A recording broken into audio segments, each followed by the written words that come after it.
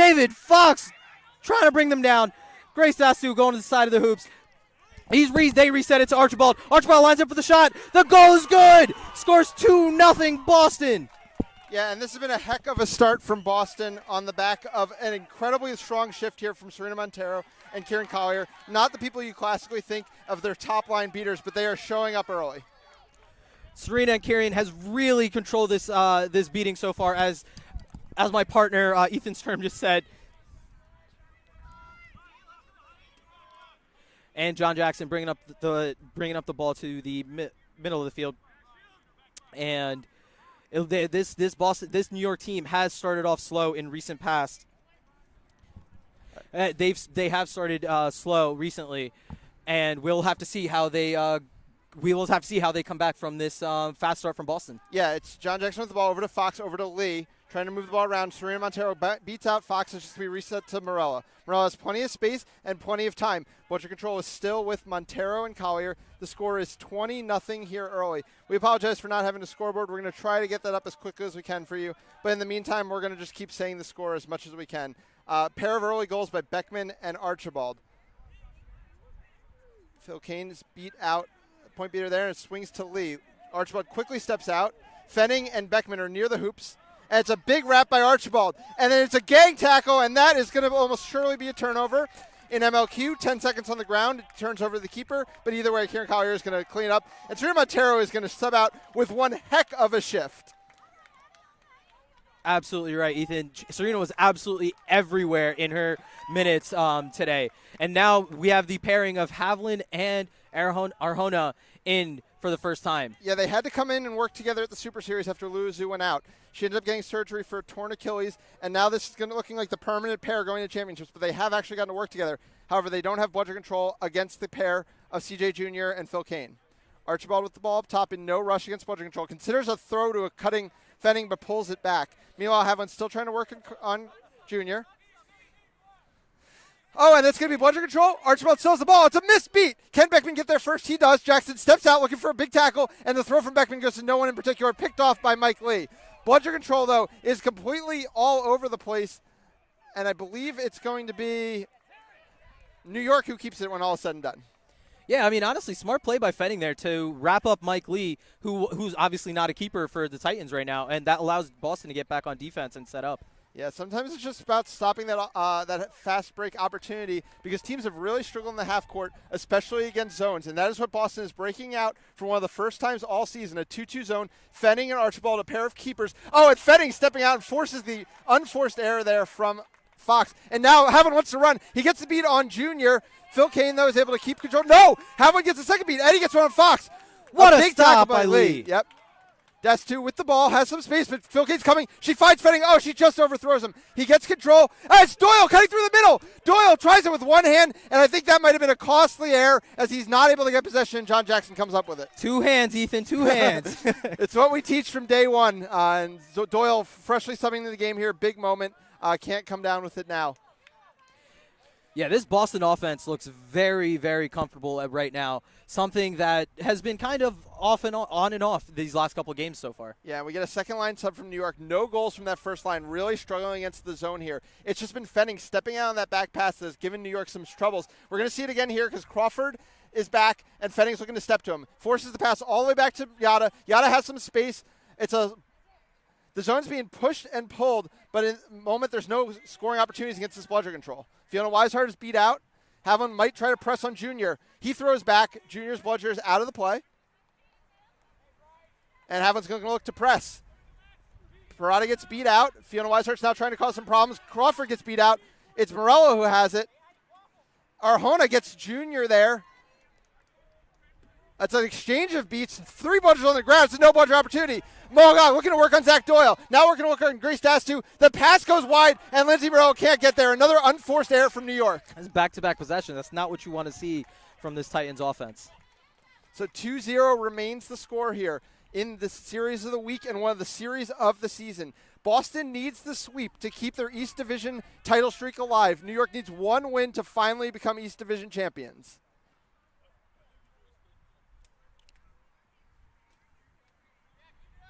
Harry Greenhouse now subbed into the game, has the ball, swings it over to Dastu, who stayed in. with these line switches. She has the ball working on Parada. Archibald has it. He has a lot of space. He loves to shoot. Nobody's stepping to him. He's considering it. And he just floats one over to Doyle, who might have been able to push that one in. Honestly, if that goal is good, what a play by Doyle with the great cut and enough smarts to just push that ball right through. And most importantly, two hands this time. There it is. There you go. The goal is good. 3-0. Boston is out in force here, looking to make a statement, and they have ball control once again for this defensive possession. Yeah, honestly, when the Titans go back and watch this film, that entire play was caused by their beaters and how just out of position the Titans' beaters were because of how well Haviland and Arjona have worked together. Yep. So Haviland up high again, looking to match up with CJ Jr. Yada swings it around to Hagag. It's going to be Dastu stepping out this time, but not as quickly as Fenning was. It's going to be Crawford with some space. He's looking to shoot. He rips it through. And finally, the New York offense pierces the Boston zone. 30-10 now the score. And we see the difference of just the way Fenning was stepping so aggressively that pass behind. When there wasn't that same kind of step, they finally got the passes off they needed to make that zone, to break apart that zone. Rosenberg subs in for the first time at beater alongside Weishart. And it's going to be a high press. Dastu might need to use a reset. She's wrapped up by Hagag. She gets hit in the face, and that might be a card against Hagag. Yep, immediate yellow card. That was definitely an accidental hit, but that was definitely, can't do that. Yep. So Dastu is going to have to sub out Mo Bertram into the game now, formerly of the RPI program that much of this Boston team does come from.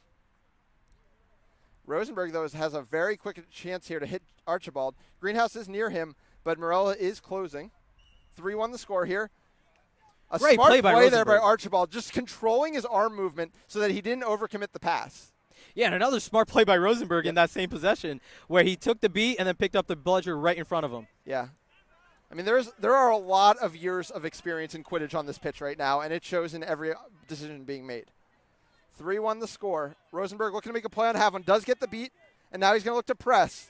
Archibald, though, is going to have some space, considers ripping it, and he throws late there. Fiona Weishart forcing the turnover with the beat. Yeah, this beating pair of Weishart and Rosenberg so far have been really, really good so far in their minutes. They've gotten control back, and they've looked very dominant. Yeah, a high-energy beating pair. CJ Carter, you think of more for, kind of those RPI-style block beats, but here Crawford, and Archibald has stripped his old teammate. We're going to wait for a call, but Crawford and Archibald going all the way back to their Hofstra days, and it looks like Archibald might have won out there, but we're going to have to wait for the call. 3-1 the score. Yeah, so it's going to be no good. Crawford is going to chase it down first. I mean, Crawford knew it was no good. That's for sure. So 3-1 the score remains. Hey, but look at that hustle play, though. Way to get the ball back. Crawford working on Greenhouse. Greenhouse does have the sideline to work with. He gets a good wrap and a pass to nobody. Archibald picks it off. Haviland, though, again tries a high beat. It's a low-risk beat, though, because Archibald's walking so slow down the field that they're not going to be able to press off of it. Now Boston's taking a sub as Arjona and Haviland continue to try to make a play, but they're beat out once again. Another press by the Boston, New York Beaters. Insker now in for Jake Archibald and has coming back into the play.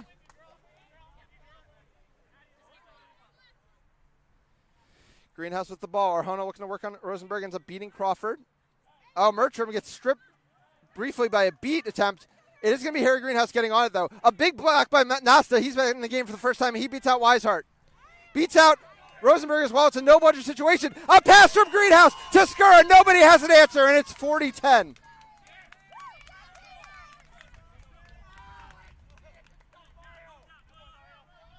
Honestly, a fun storyline that we're seeing right now is this matchup between Weishart and Nasa, who were actually partners back in their days at RPI. So we'll have to see how this matchup goes. Yeah, but this is the Mario Nasta Leanne Dillman pair that won this team a title 2 years ago. Only played in the first series together. Leanne Dillman missed the Super Series. Looking to make a difference here. Weishart gets beat out. Yada gets beat out as well. He's good pass to Hagag. Hagag finds Crawford. Did that beat touch? I think Chris LeCompte is saying it did. What a beat if it did, though. Yep, and the refs have confirmed that the beat did hit and the goal is no good. So score stays 40-10.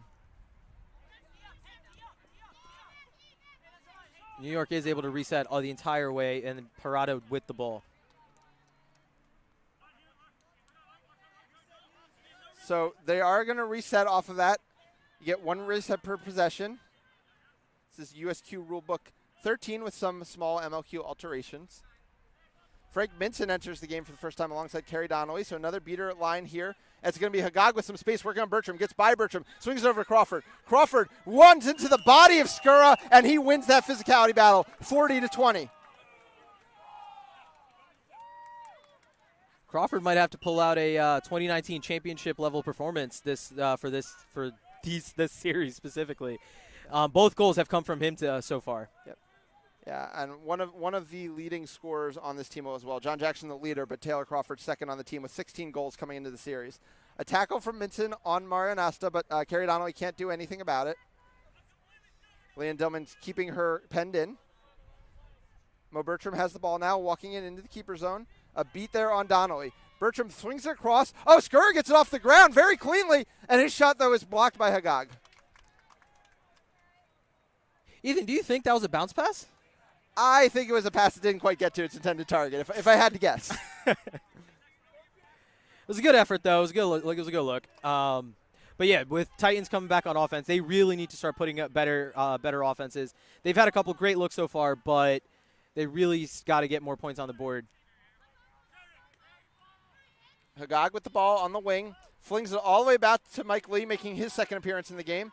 He tries to get it to Parada, but Zach Doyle is going to actually hit it out of bounds. Oh, I guess they might say he didn't make contact.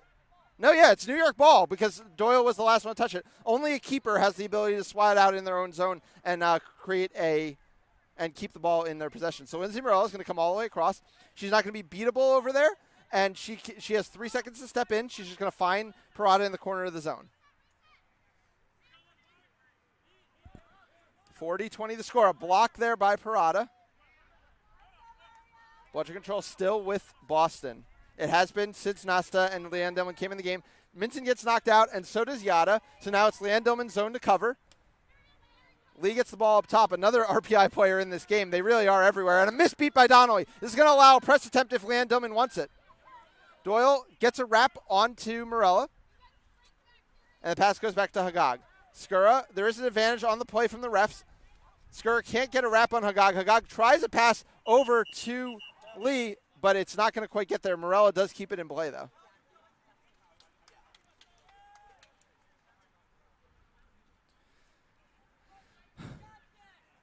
So, Naresh, what are your early takes on this game as Boston got out to that quick lead, but now seems to have settled down a bit in terms of running up the score?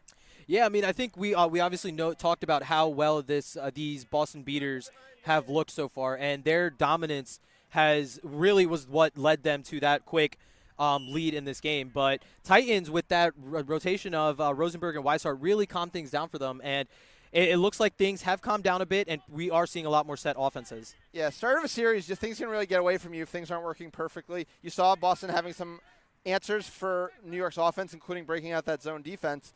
And now we're starting to see things actually settle in. It's 40-20. Morella has the ball. There is a penalty on Doyle. It was back contact on Morella on the far side of the field.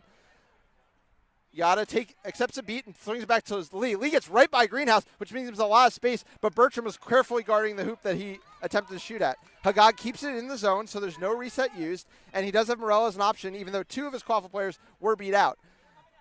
Oh, and it's a beat on Kerry Donnelly and a beat on Frank Minson. Morella's beat out, and it's really the Boston beaters being everywhere on this pitch and winning every battle. Nasta, it sounded like might have got a beat on Hagag, but nothing called. Oh, he misses the pass to Lee. Bertram's going to get there. She is going to get beat, but not before she got the ball to Skura. Penalty is killed, all in 1 minute long defensive possession. Skura, though, gets pushed out of bounds by Mo Hagag. A heads-up play there by Hagag. This has been a messy couple of minutes on the pitch. So Parada now has the ball once again. I honestly can't remember the last time Boston had an offensive possession. It has to be like 2 minutes at this point. Reminiscent of the 6-minute Austin possession from last weekend. Parada swings it back to Lee. Finn McGargan is now subbed in the game, so now they're subbing during this defensive possession. I think Fox is also in the game. I think he's the one who just threw that ball over to Morella. Yes, he is. Parada has the ball behind his beaters. They finally get a beat on Nasta. Still not going to be bludgeon control, but it will be a shot attempt. One floated over the middle hoop there and picked up by Skura. Bludgeon control stays. I think a lot of this Titans offense so far, from what we've seen, has just been missed opportunities. They've had these looks. They've had a lot of good opportunities, passes. They just haven't been able to hit them, or there was a slight second delay. Now we're back. We're seeing Boston running their offense again, so we'll have to see how they look. A beautiful pass wide open there to Skura. Skura just prances his way through the defense, hits one through the middle hoop, 50-20 now in favor of Boston. Greenhouse finally going to come out of this game. It's going to be Carson Olazaba, the RPI beater, making his debut at Chaser here for Boston in his first series of the season. Did start his career at RPI as a Chaser, but has mainly played beater in more recent years.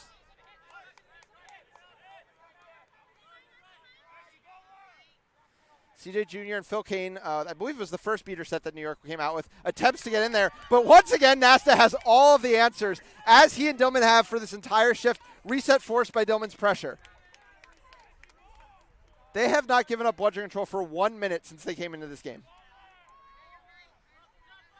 Jackson is now back in. So it's the full first shift that New York put in early in the game. They failed to score the first time around. A beat comes flying towards us, but doesn't hit anybody on its way. That is going to be finally, but no, it's not a bludgeon control change because Myra Nasta caught CJ Jr.'s beat. Meanwhile, missed shot, another missed opportunity there from New York. Lindsay Morella has the ball. She has it tucked. She gets around Olazaba. Her pass can't be handled cleanly by Fox. He gets beat, and it's picked off by McGargan. Great defensive stop by the entire Boston team there. Their beaters were absolutely everywhere, and with Leanne Dillman making those beats, it looks like she is subbing off. So it is finally the end of that shift, a very strong one. They do leave having finally lost bludgeon control, so that's going to be up to Collier and Montero to try to get it back against Kane and Jr. McGargan has the ball on the wing. This is a very young shift here from Boston. We've got two tough players, Mayer and McGargan, alongside Olazaba and Skura. None of them have ever played a club minute. Fox with the big wrap on McGargan. And it's going to be loose and picked up by Jackson. He's got some room to run. Montero is back, though, so I don't think we're going to get a fast break opportunity. Really, the beaters have done a great job kind of collapsing those opportunities on both sides of the ball. Bludgeon control does go over. I guess Phil Kane was either called beat or off broom. So they will give that one up. And now Collier and Montero have a chance to improve on what was a very strong first shift where they didn't allow a goal. 50-20 is the score. And we're at the 19-minute mark already. We are flying through this game. These are not high-scoring teams this season, and it's showing in the scoreline. David Fox gets by Olazaba. Oh, he gets beat, and his pass is picked off by McGargan. They're getting Fox that space, and he is not able to do anything with it. And now there's a fast break opportunity. We were talking about how they were so well corralled. Phil Kane's going to try to protect it, but no, Fox makes up for his mistake on the other end with a big swatting block on the defensive side. Again, I think we keep saying it. I think it's all going back to these missed opportunities. Fox there, I think, might have had enough space to take a shot, but they just obviously couldn't, got picked off. But Fox made up for it with a great deflection. And honestly, Ethan, for as much as we talked about this Titans team, they're only down 3, and it's still a snitch range game. So it's very much still in this, and obviously snitch on pitch will have to be the game deciding factor for this series. Seeker floor is now approaching, so New York is just being patient. Kieran Collier with a big beat there. We are at the 20-minute mark. John Jackson's beat blocks the beat, and he's going to have to use a reset. Phil Kane is beat, and now there's a lot of pressure. Kieran Collier is having a field day. He can't make the beat on Morello. That's fine because he has a bludger waiting for him. So reset used, and this is the last possession of the 20 minutes, 50-20. Best case is New York getting it to 50-30, but we know that we will have a set score of 110 when all is said and done. Jackson patiently bringing it up against bludgeon control. Swat there by McGargan, but it's not going to allow really a pressing opportunity. Skura stepped up all the way out to the keeper zone where he can't be beat as a point defender because he's wearing the green headband. He's very smart here. Oh, and it's a call there that forces the beat on the keeper zone keeper, allows the opportunity, put away nicely by the offense at 50-30. And like you were saying, after all that hot start from Boston, they couldn't keep picking up the goals, and New York just slowly crawled its way back. And now we've got ourselves a game coming down the stretch. Yeah, I think this is what we kind of expected going into this weekend, where these were two high-powered teams with great stars coming in from both sides, and I think that's what we've seen. We've seen the Boston Beaters really step up and play to their opportunities and advantages, and we've seen the Titans Quaffle players step up in these last couple minutes and get back in this game with two consecutive goals, or 2 goals in the last 5 minutes or so. Yep. So now we turn to the Snitch game. We have a very strong Snitch in Cooper starting it off for us here. And, Boston had a bit of a mixed bag in the Snitch game in their Super Series. They got off to a strong 3-0 start, but Greenhouse didn't kind of struggle to collect another one. Beckman got a couple, but they also lost a couple, including a big one in their Washington series as they fell 2-1, the first ever regular season series that the Forge had ever lost in their program history.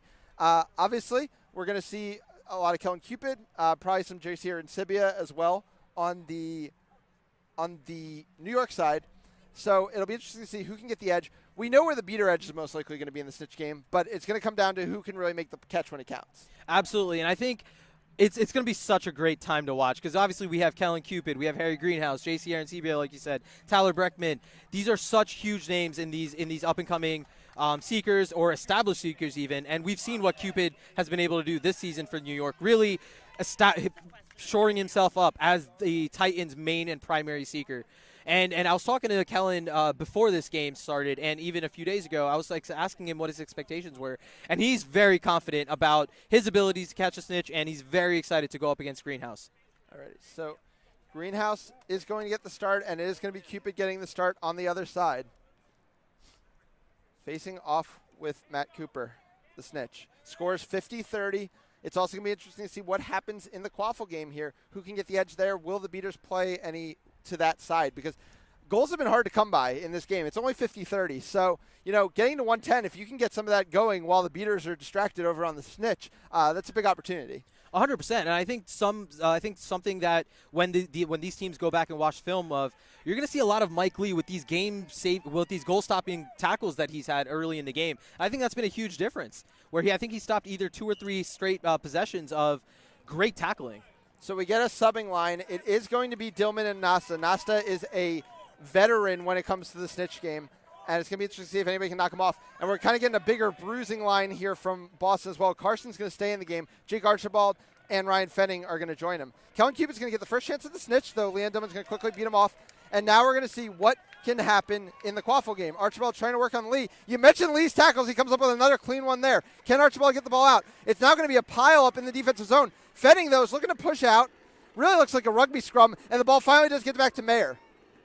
In the beater game, Mario Nasta doing what he does best, winning exchanges and beating off seekers. Mayer has the ball, works on a pick from Fenning.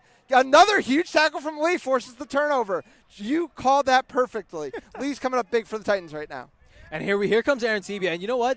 I think this actually might be a better matchup for the Titans, with the size and length of Arencibia might just be able to overpower Cooper in the snitch game. So it does look like we're getting a call.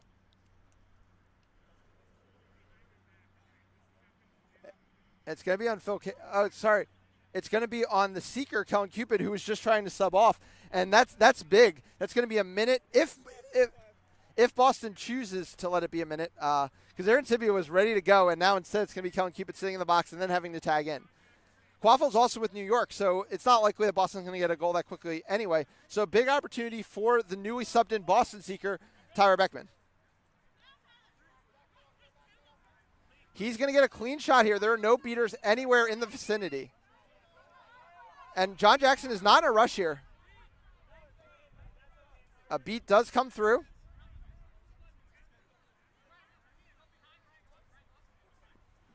Nasta protecting his beater. Beckman gets his chance there. Gets close, can't come up with it. John Jackson goes around to screen from Morello. Morello rolls out.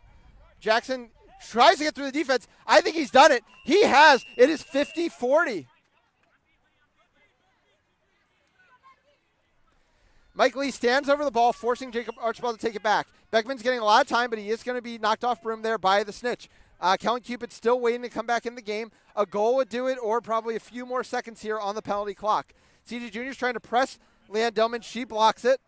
Mohagog is up there too. Beckman's going to get a clean chance. Ryan Fenning has the ball against Mike Lee. Another huge tackle, though, gets the job done. Carson Olazaba now pressured by John Jackson. Does swing by him. Swings over to Mayer. Mayer's now working on Morella. And another big tackle here by New York. And Archibald has to reset it up top. Beckman, more time. The penalty is killed. J.C. Aaron-Tippie is in the game.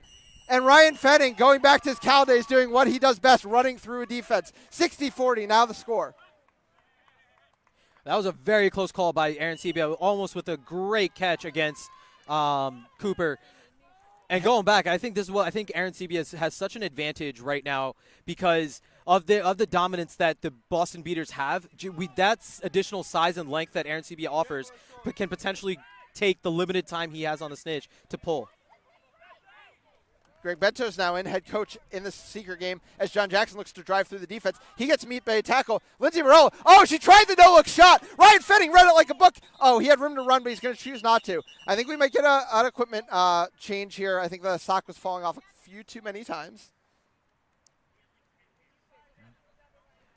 60-40 the score here. Each team has failed to score once on an offensive possession with no bludgers in the game. And obviously, that's a calling card situation you kind of got to take advantage of. Fenning made a beautiful read, though, on that Morella shot because she no-looked it, and he really had to read that one. Set score is 110.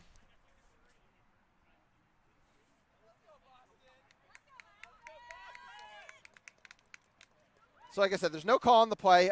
Just to switch out on the Snitch's equipment, new sock attached.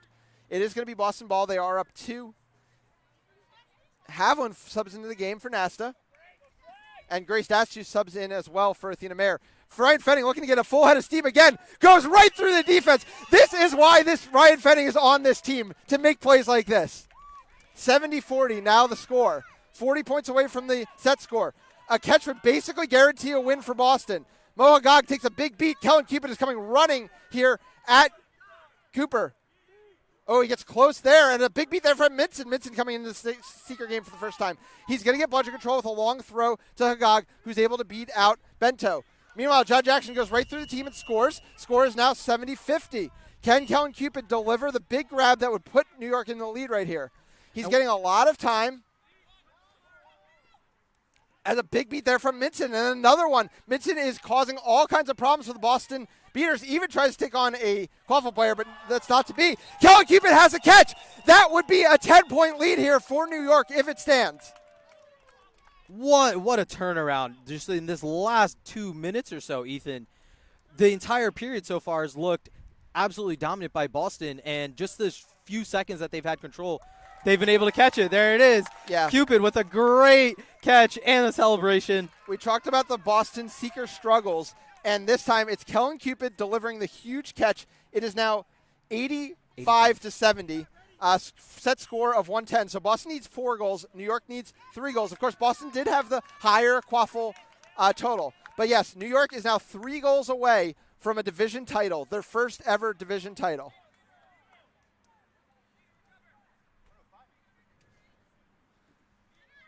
That's just swings over Archibald. Archibald has some space, trying to fake his way around Jackson. And it's rebounded by Jack Doyle. That is just laziness here from the Titans, and it bites them. 1-3 now in game 1. Doyle just slipped right in there, picked up the ball, and put it through the hoop. Even Archibald thought the possession was over. He had already walked off in disgust. And looks like they do have control back again. So it'll really have to be Havlin and Arjona coming back into this game and establishing this Boston offense. 1-3 here. New York for a division title. Boston to keep their title hopes alive. Rosenberg looking to pressure Havlin. He's all the way back on his hoops. Crawford gets it. He gets stepped down by Fenning. His shot attempt, I'm not sure if it's a pass or shot. Either way, what it is going to be is a reset. So reset used, bludger control still with Boston. We're seeing Rosenberg and Weishart back for the first time after their dominant beater play that they've had in their opening minutes. So we're really going to have to see what they can do in this 1-3 game. But we're also seeing the ideal version of this Boston zone with Fenning and Archibald at the hoops. It's the one that they wanted. Max Havlin is happy to be patient here. Swings all the way across to Fox. Fox is looking for Crawford. Stepped hard on by Fenning. Fenning with the big tackle. Oh, Crawford goes down. Oh, he gets it off. Oh, Doyle can't get it. Again, we talked about the two hands. Continue to bite him. Oh, a beat miss there by Havlin. John Jackson's looking to drive. John Jackson goes all the way through, and it's just missed opportunities there for Boston on the defensive side. New York needs 2 more goals to be crowned East Division champions.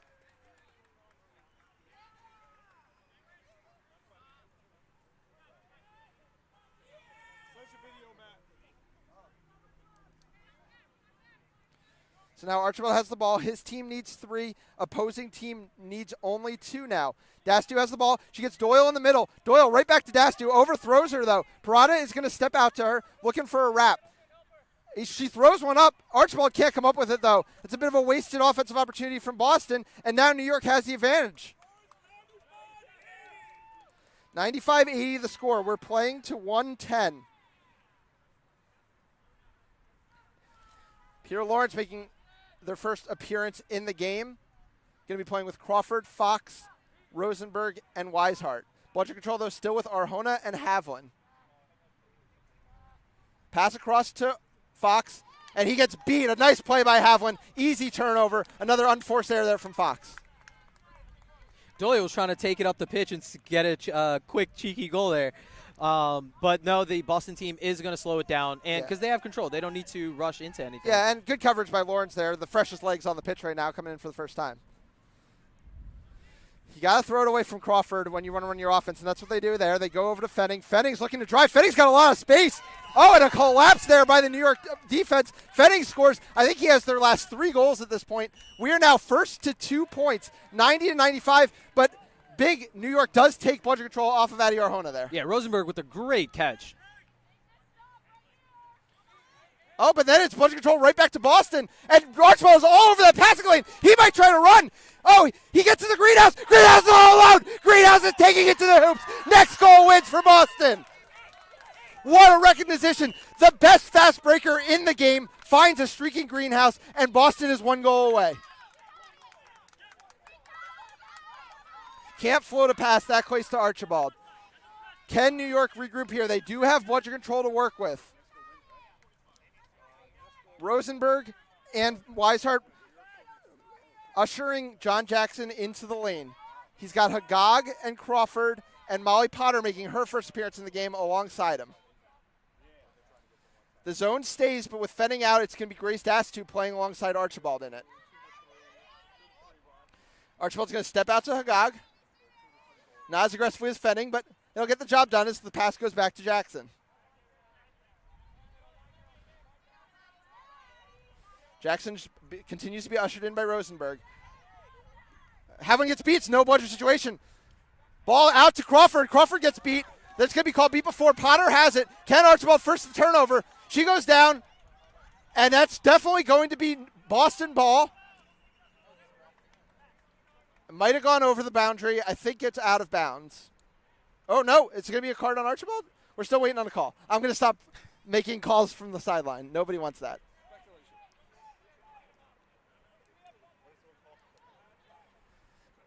I think Max Havlin just said Boston has quaffle, so I think the call was just that it went out of bounds. It did look like Potter was pretty close to that cone. Yep, Archibald with the ball, streaking up the field. So here it is. Boston looking to run all the way. There's no bludger back. Archibald gets wrapped up by Hagag. He gets it to Dastu. Potter is all over Dastu, but Max Havlin is in the middle of the play. I thought Hagag got beat. He did. Archibald looking to drive. Flings it back to McGargan. McGargan back to Archibald. Archibald, the no-look shot is no good, but Dastu's going to get the ball. Oh, and Hagag picks off the pass. New York lives to fight another possession. Ooh, it looks like Hagag is going down with. That's a big loss for New York. We've seen Hagag play basically every position on the field. In this game, he hasn't played seeker, but he has seek this season. He played beater during the switch on pitch period. He's also obviously chased a lot for this team.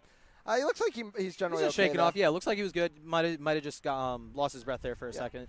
So bludger control sticks with Boston.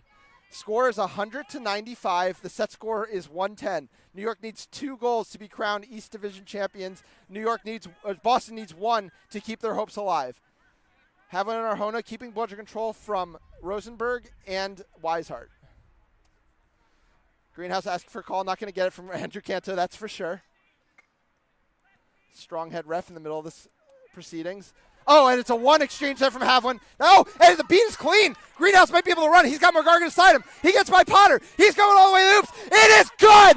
Boston has won game one. They are now 2 games away from the East Division Championship. They survive the beautiful catch by Kellen Cupid. They dominate in the Quaffo game. That's where they rest their laurels, and they are going to take us to game 2 with the East Division still undecided. Ethan, I think this game was just a testament to what we enjoy so much about MLQ rule set and just Quidditch in general. We saw a team go up in Snitch, and then Boston came back. We saw the bludger dominance. And I think the biggest thing is, at the end of the day, we saw Archibald and Greenhouse, the leaders of their teams, really step up and make the plays at the end. And I think that's what you want. You want the ball in your best player's hands at the end. And we really saw some big names step up. We saw Fenning, a new addition for this team, with 3 consecutive goals at one point, really solidify the offense and defense for this Boston Forge team. And when it comes back to New York, I think, again, we go back to missed opportunities. We talk about the amount of times that we thought they could have had a goal, or the fact that they had Kellen Cupid catch the snitch. But the fact that they couldn't come off with the victory is something I think they'll have to go back and reset and talk about. And we'll really have to see how they come back for game 2. Yeah, for sure. I think talking about missed opportunities is exactly the right thing to touch on. Just so everybody knows, there's going to be pretty quick turnarounds between the games because we started a little late. We need to beat the sun down. So we might be able to get an interview. We'll try, but don't go too far because game 2 is going to be starting very soon here. Boston, New York. Boston takes game 1, 110-95. We'll be back for game 2 as New York looks to finally claim an East Division crown.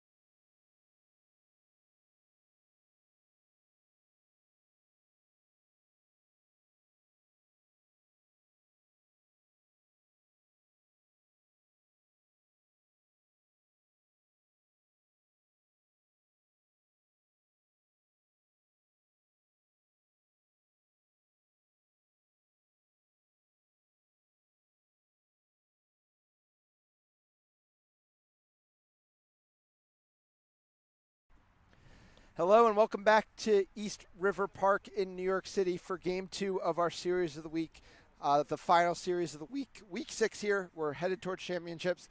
We've still got a division to decide, though, the last division. Minneapolis winning the North Division with their sweep over Indy. Austin getting by the Soldados last weekend, finishing 8-1 to the Soldados 7-2. But we still have history to decide here. Boston needs to win 2 more straight to beat New York. New York, who has never won the East Division, who is looking to finally flip that script. I'm Ethan Sturm. I'm here with Naresh. And Naresh, we talked about missed opportunities from New York. What do you think they can do a little bit more effectively here in Game 2? I think Game 2 is just a lot about taking. They were in good positions in Game 1.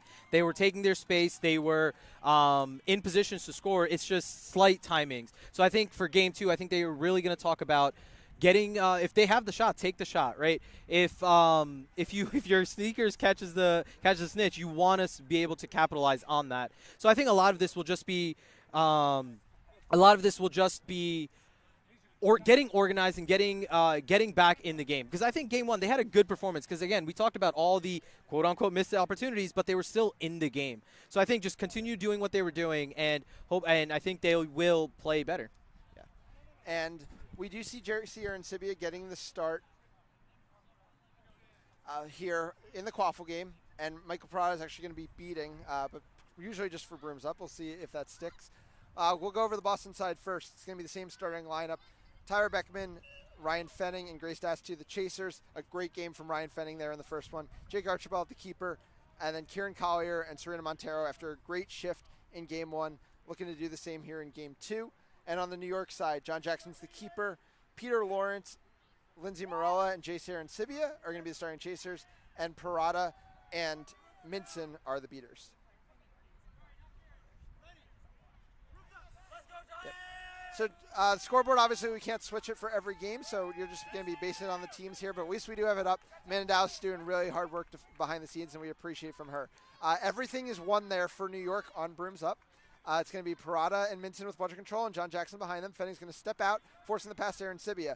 Bludgers are everywhere. It's no bludger opportunity. Morello gets the ball. She has some space to work. She's trying to tuck into the zone, but does end up just firing it back to Jackson. And somehow Boston's going to come out with bludger control there. And Kieran Collier is looking to press. He gets a big beat on John Jackson, and Archibald's going to come up with the ball. A big first defensive possession there from Boston, and they even walk away with bludger control. Yeah, it looks like Parada ran a 1.5 there, and there was a slight miscommunication, which allowed the Boston beaters to get back in play, and now they have control. Yeah, Parada, obviously not a veteran in the beater game, though a veteran player. He is still staying in the game here alongside Minson. Minson's going to make a big tackle on Collier, but Collier gets the beat off. Fenning's been holding the ball for a long time. Archibald talking to him. Collier looking to make a beat. He can't do it. Peter Lawrence makes a big wrap on Fenning. Balls to Beckman. Beckman looking to go through the defense. Aaron Sebia cannot stop him. First goal of the game goes to Boston and Beckman for the second straight game. Jackson looking to go all the way the other way, though. No bludgers back. A nice beat from Yada. Forces off the point defender. And Jackson goes right through Archibald, quickly evening things up at 10. After a very low-scoring first 20 minutes in the first one, we've got goals back-to-back here in Game 2.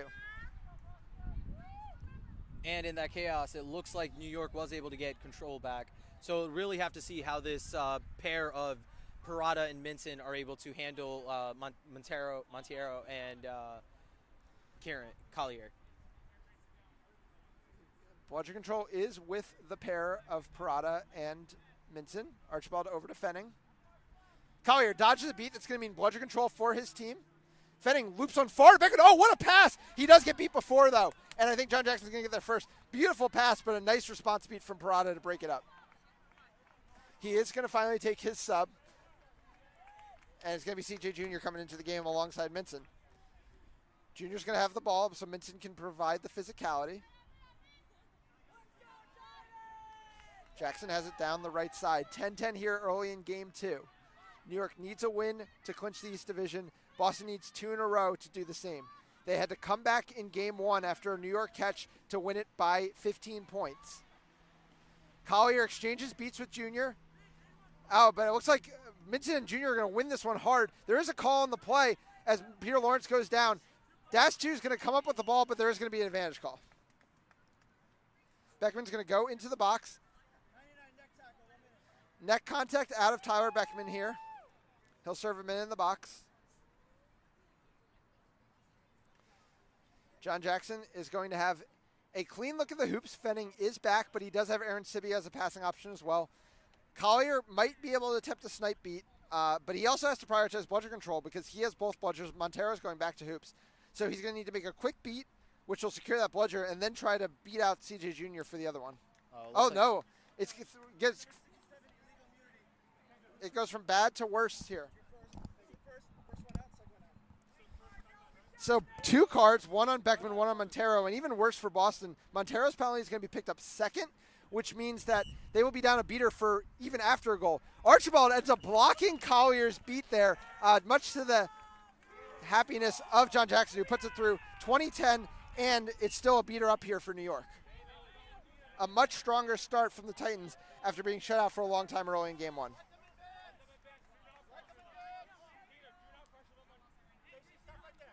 Archibald taking his time, walking up the pitch, knows he has another almost whole minute still to kill in Serena Montero's penalty.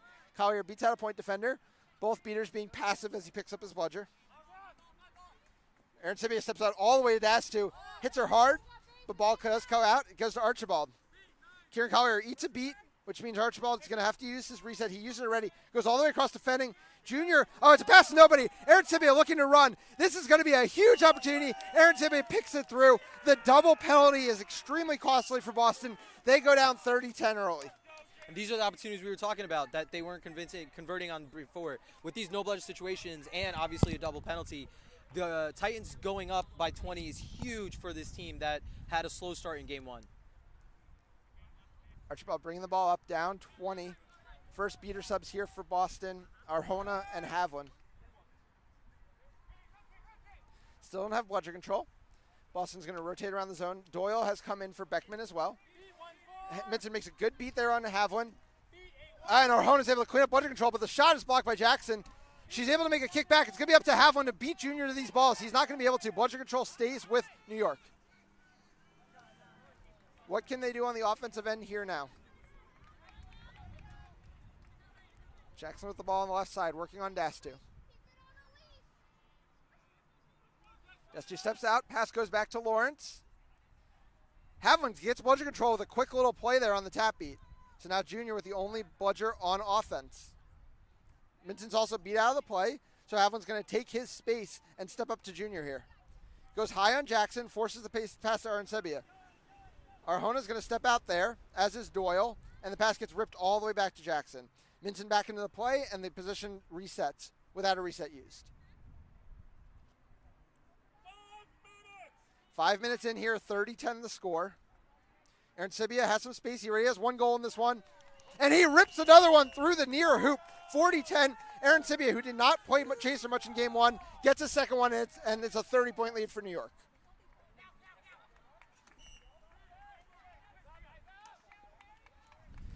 We get subs for Boston after an iffy first shift there. Greenhouse into the game. Dastu, Doyle, and Archibald still in. Rosenberg now subs in for New York. Ball goes over to Dastu. Pass to Doyle. Beautiful pass there from Dastu, but the shot can't be converted. Now it's Lawrence going end to end. Archibald comes off pitch. Oh, beautiful pass over to Crawford. He gets beat. There might be a call here. Did Crawford have a chance to set himself? Head ref. Oh, that's an immediate red. Andrew Canto says no. Red card on Harry Greenhouse, and this is the opportunity New York needs. And Ethan, we saw how much of an impact Greenhouse had in game 1. Losing him for the entire game and then being a chaser down for the next 2 minutes will definitely be a huge impact for this Force team. And he's not a seeking option now, so it's Beckman and Bento who will have to do the seeking. Crawford does have to take a reset because the pressure is too great. But, hey, New York can work with that now because they have a 2-minute full player advantage. Ooh, big catch there by Junior. Arjona, though, is going to clean up the missed opportunity there. Oh, loose ball. I think they're just going to say Crawford slapped late. Yeah, so it's just going to be Boston ball. Another missed opportunity. That's what's killed New York in the past, but so far, another stoppage. Boston's gonna have to take a timeout to talk about this because it has been all Titans early in game 2. Absolutely. So coming out the gates, we had Beckman scoring right away, but then it's been a 40-10 run from New York, and it's just been on the back of much improved offensive play. Aaron Sabia chips in 2 early in the game, and a couple fast break opportunities as well. Yeah, I mean, Ethan, I think we talked about it in before we started talking about this game, where Titans were playing well in game 1. It's just they weren't converting on all of their opportunities, and now they were bouncing off of the beater plays and really capitalizing on some of these fast breaks and great shots by Aaron Sabia to take that 40-10 lead.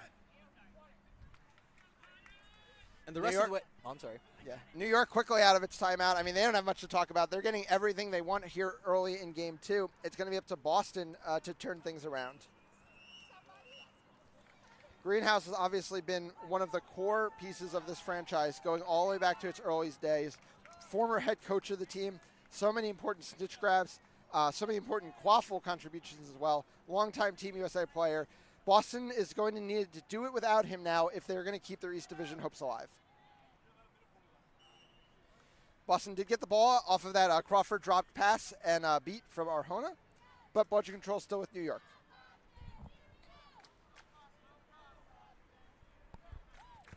Cheers coming from the sides of the field here for Boston, even in New York's territory. Rosenberg looking to work on Havlin as Archibald stays happily behind his beaters. Arjona steps up here. And it's back to Dastu. Arjona doing everything she can to make things difficult for Rosenberg. And everybody's clear there. Oh, Cedar Jr. is going to get beat here. And now it's no bludgers. A huge play there from Havlin and Arjona. Grace Dastu's in the lane. Her shot goes high. Can Doyle save it? He can't. But it's a big play there from the beaters to take over bludger control. Havlin single-handedly making catches and beats was absolutely instrumental in them getting control back. The big play there was that all of the attention was focused on the Havlin versus Rosenberg matchup, and Havlin uncorked one at Junior that Junior was not at all ready for. But it's looking like the ARs are going to give the ball back to New York.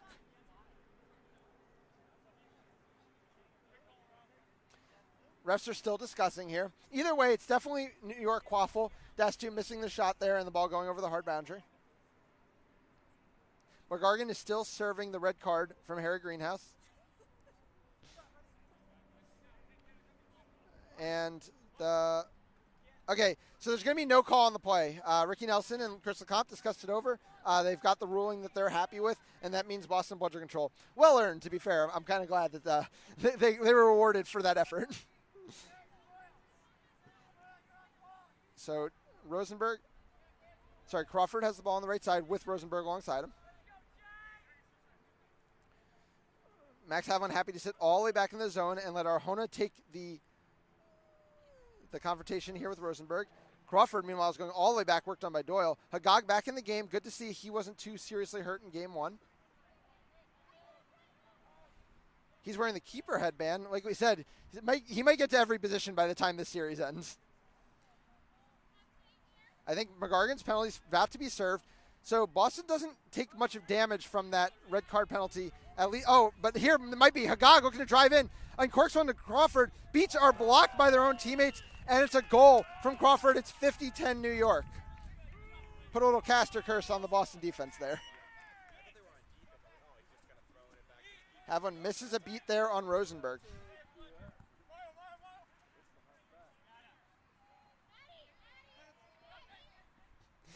Crawford looking to step up high on Dastu during a subline, but they are able to get him to step off. And now we get the Nasta-Dillman line that basically didn't lose bludger control in their entire shift in game 1. But can they get some goals on the board alongside it? Because they're playing with a quaffle line that would usually have Harry Greenhouse with it.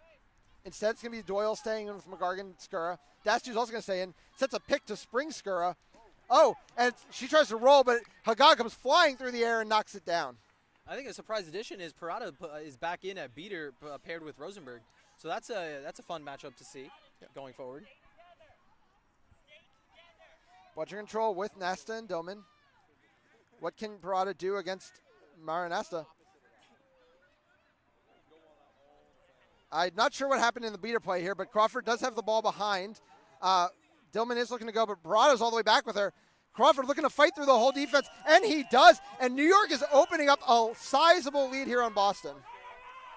Skura looking to go end-to-end. Oh, and out of nowhere, Jason Rosenberg has the beat, and Hagag's going the other way now. Nasta, though, does see Hagag. He does deliver the beat. Or no, he doesn't deliver the beat, but McGargan delivers a hard hit, and it's going to be a turnover anyway. I think there was a missed call by the refs there. It looks like Skura, after getting beat, interacted with a thrown bludger. Morella's going to get a card here. Unsportsmanlike conduct called against Morella.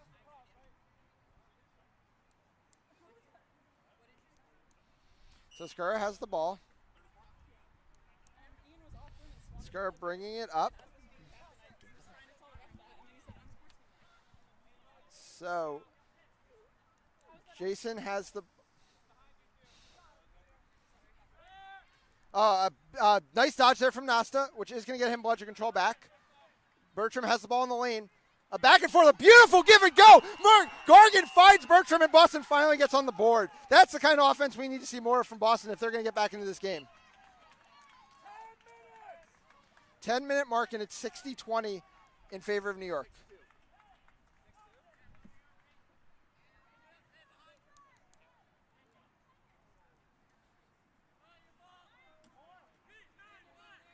Maranessa wins another beater exchange and looking to pressure Hagag. Hagag has to take his reset. Dillman and Nasta continue to be dominant on the beater side of the ball.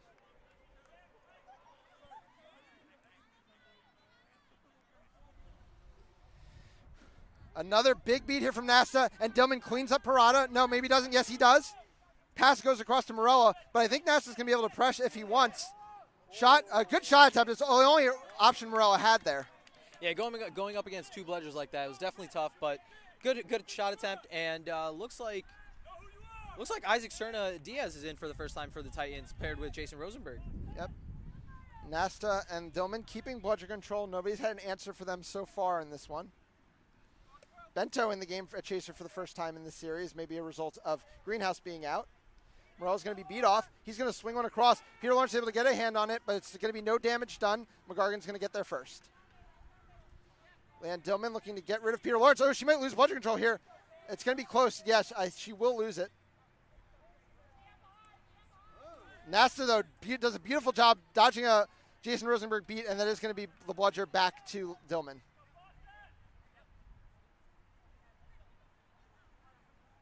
Overcast but not rainy day here at East River Park. 60-20 the score in Game 2. New York needs one win to become the East Division champions. Bertram has the ball, looking to drive the lane. She already factored largely in the last goal, but her pass to Bento is going to go over the line, so a wasted opportunity again here from Boston.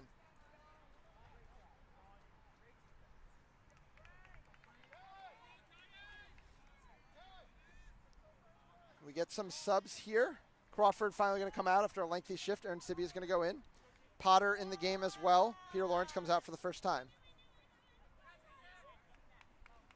You see Aaron Sibby streaking down to the corner of the field where no one's guarding him right now, obviously, because of the zone defense. He's wide open. And they float a pass over Skura's hand, and then uncorked from Aaron Sibia. He has a hat trick here in Game 2. It's 70-20. What a great find by Hagag to easily dish that away to Aaron Sibia. Yeah. And Skura is a lanky and athletic man, and he could not get to that pass. Perfectly weighted on its way to Aaron Sibia. 50-point lead here for New York. A huge opportunity. Serna Diaz is beat out, and Greg Bento's shot goes over the left hoop and out of bounds. No offense really being generated here by Boston.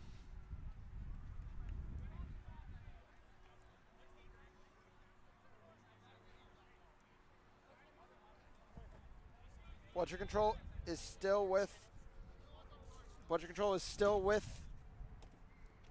Boston. The combination of Nasta and Dillman continues to have a good effect here. 13 minutes and change is the game time. 70-20 is the score in favor of New York. Nasta makes the beat on Minson, and now they're looking to press. John Jackson taking every inch of space he can, and I think he's able to save the reset. An interesting development that we've seen so far. It looks like Leanne is pretty much shading towards wherever Aaron Sebia is on the field. I don't know how interesting it is. He does have a hat trick already in this game, and they have not had much of an answer for him. But no, definitely worth noting. Jackson with the ball on the right side. Up 50 in no rush to push things. And remember, Harry Greenhouse not a seeking option here in game 2. Picked up the early red card in this one. Exchange of beats. Dillman, though, is going to be able to not keep bludger control because Minton found her. Now it's no bludgers against Boston. Can John Jackson make it happen here? He's got Aaron Sebia as an option, trying to go through Bento. Bento's wrap comes off. He's now in the lane. He's still fighting through. His shot goes to Aaron Sebia, and that is 4 for Aaron Sebia and a 60-point lead for New York.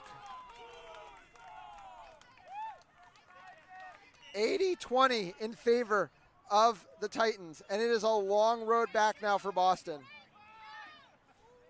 Minton looks to be really aggressive here.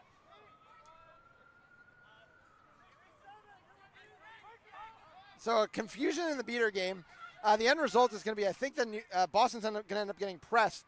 Collier actually just stole bludger control off of them. That is poor communication there out of New York. Fenning has the ball alongside Dastu, Archibald, and Carson Olazaba making his first appearance in game 2. We've reached the 15-minute mark, and it's 80-20 in favor of New York.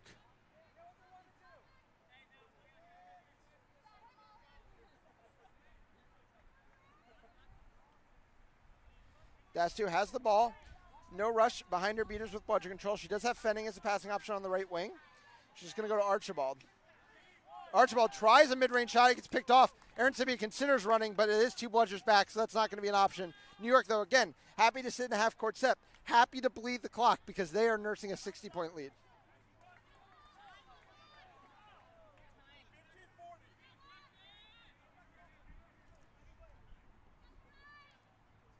.45 time here in game 2.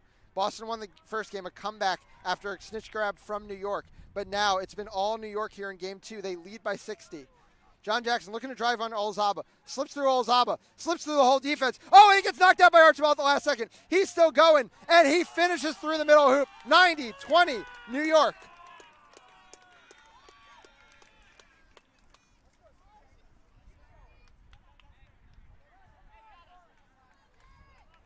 And bludger control is on the side of New York.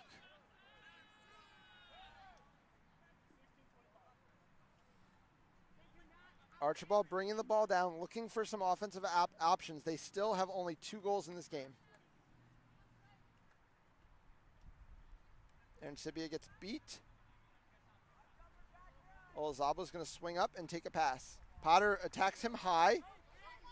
She does have a good hold on him, and Morella is really marking Archibald tight. Olazaba finally forced to throw it over to Fenning. He does make a cut. Fenning doesn't want to use it. There was a beater waiting for Olazaba if that pass was made. Collier does end up beating out Morella.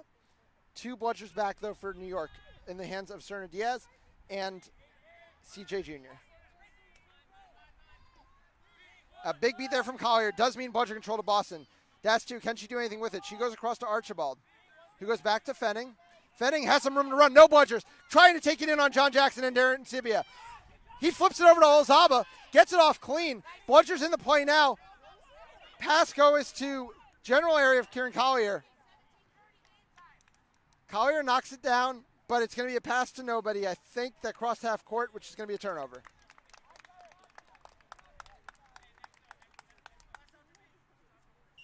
Good effort by Collier there, but not to be.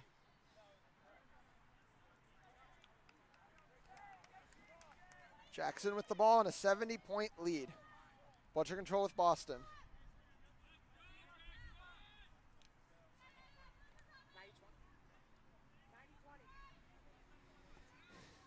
CJ considering a beat on Olazaba, but ends up just faking a throw at Montero instead. Morella has the ball up at the top of the key. Fenning pressing hard here. And Fenning's going to get a back contact. Advantage call used here by Jackson. He just rips one through. Archibald was always going to be all over that pass, but it's not going to matter. Sorry, I believe it was actually Olazaba who knocked it down.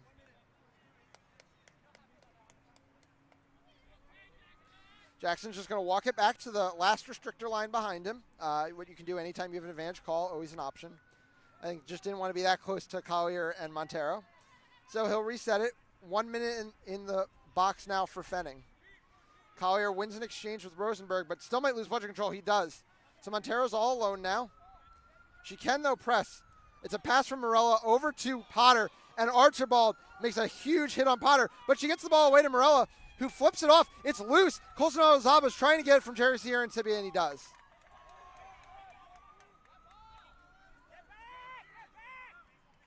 And meanwhile, off-pitch, Montero just gets back into the play, but bludger control is within New York.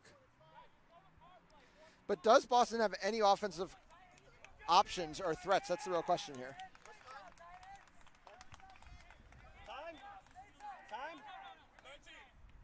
19-minute mark, and Boston still only has 2 goals to its name. Oh, and Cena Jr. chooses to go for bludger play instead of Archibald, which is going to create a no bludger situation. Dastu's in the lane, but can't hit the shot.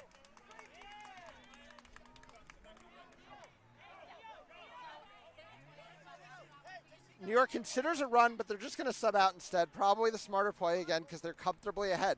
90-20 the score. New York needs 1 win to be crowned East Division champions. With 1945, obviously they want to score here, but maintaining control here is the biggest factor for them going forward with Snitch on pitch coming on. Hagagan and Sevilla playing pass back and forth. Oh, Rosenberg runs a 1.5 and comes away with the bludger. No bludger situation here. Aaron Sibia looking to work on Fenning. Fenning strips him though. Aaron Sibia loses the ball. A huge defensive play out of Fenning. Is that the momentum shift that Boston needed in that moment? They are now also going to get 1 more offensive possession because Aaron Sibia went before the 20-minute mark.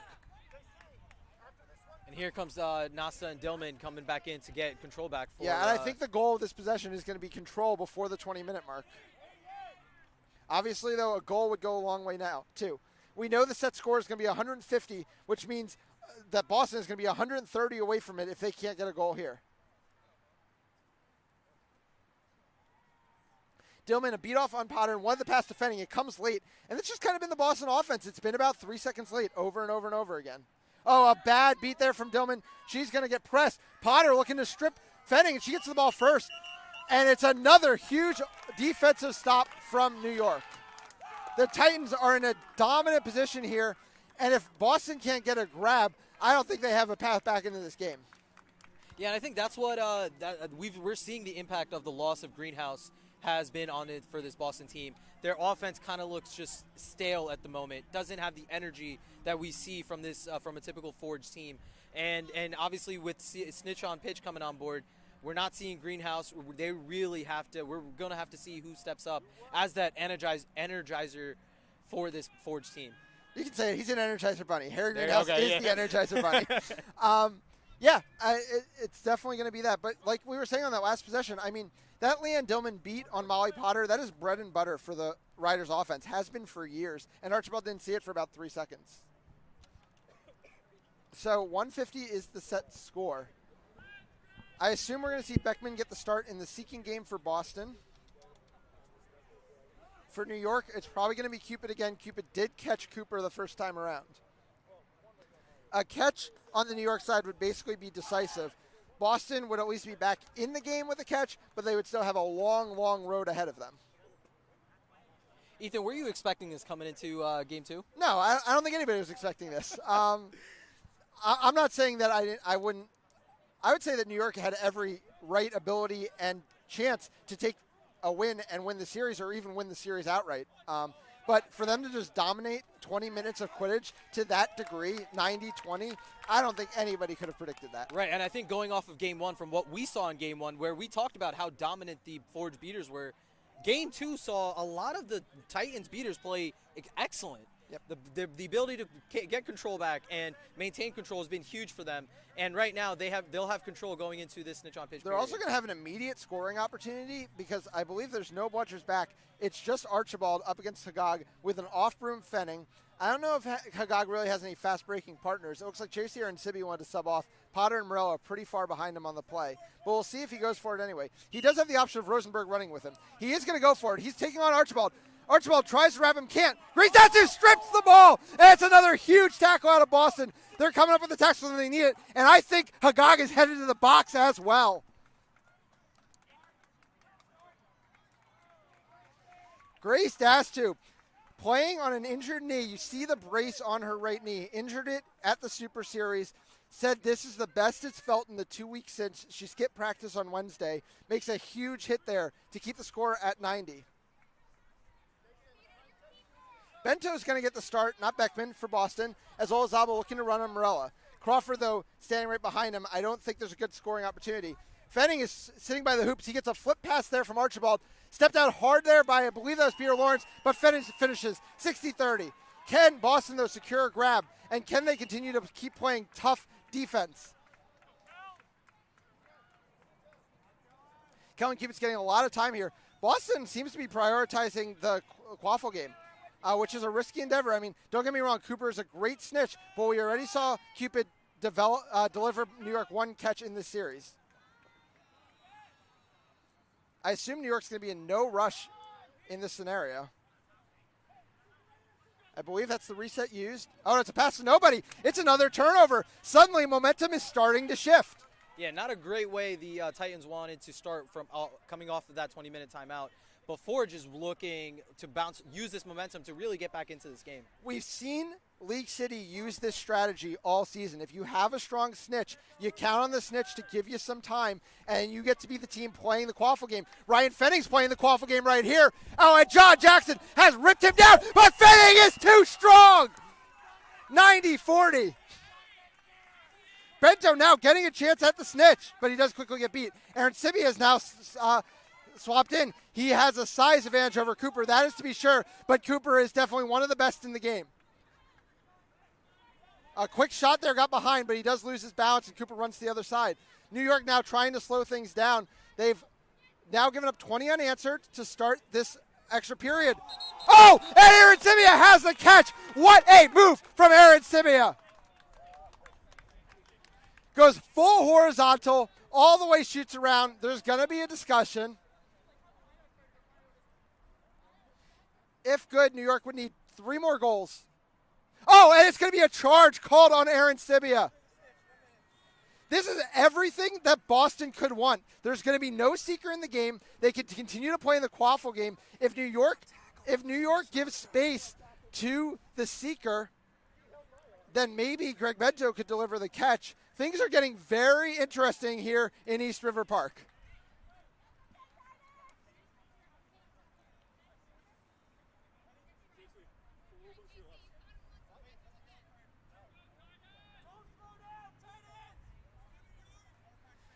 Quaffle turnover from the yellow card.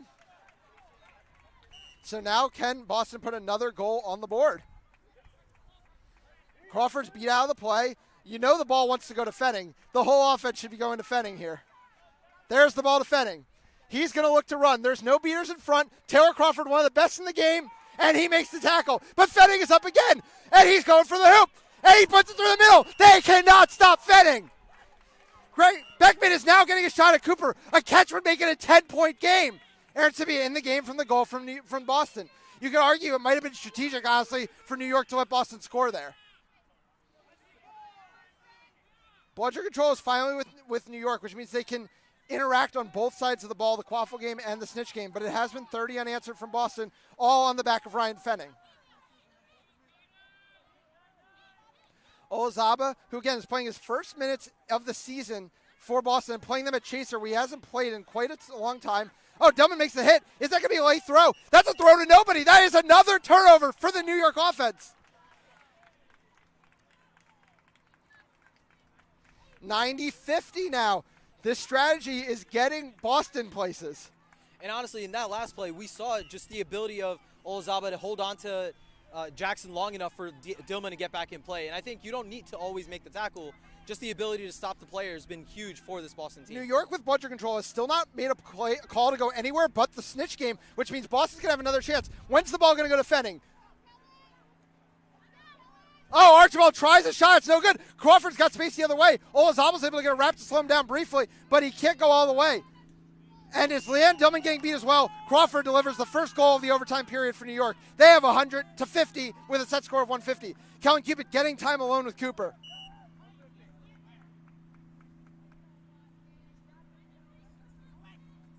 A catch probably still decisive here for New York. A catch on the Boston side, things get very interesting very quickly. Ryan Fenning has drawn some blood out of his knee, it looks like. We've seen from these East Division series, this one not being played on turf finally, but a lot of scraped up knees, and I'm sure that's probably an injury from 2 weeks ago rearing its ugly head. Yeah, tough time to lose Fenning there after what we've seen in the last couple minutes. Yep. Oh, but that is so easy from Boston because Max Havlin is in the game, and Max Havlin likes nothing more than to just escort his chasers in.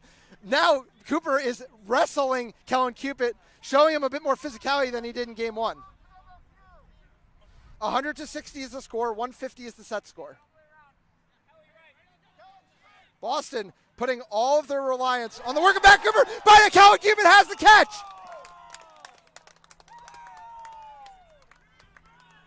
Finally got close and inside on him. Can it count? The catch is good. New York leads 135-60. 2 goals separate New York from the East Division title. It has been so many years. It has been so many close calls. It was the 2015 MLQ Championship close call, the 2019 2-1 series result right across the river there in Brooklyn. But now New York sits 2 goals away from the East Division title. And Bludger Control on their side. Elisik in the game. Havlin gets beat out. It's a no-budget situation. Can Bertram make the hit? She can't. Jackson going all the way. Elisik was laying for it, but he takes it himself, and it is now game point. It is now division point for the New York Titans.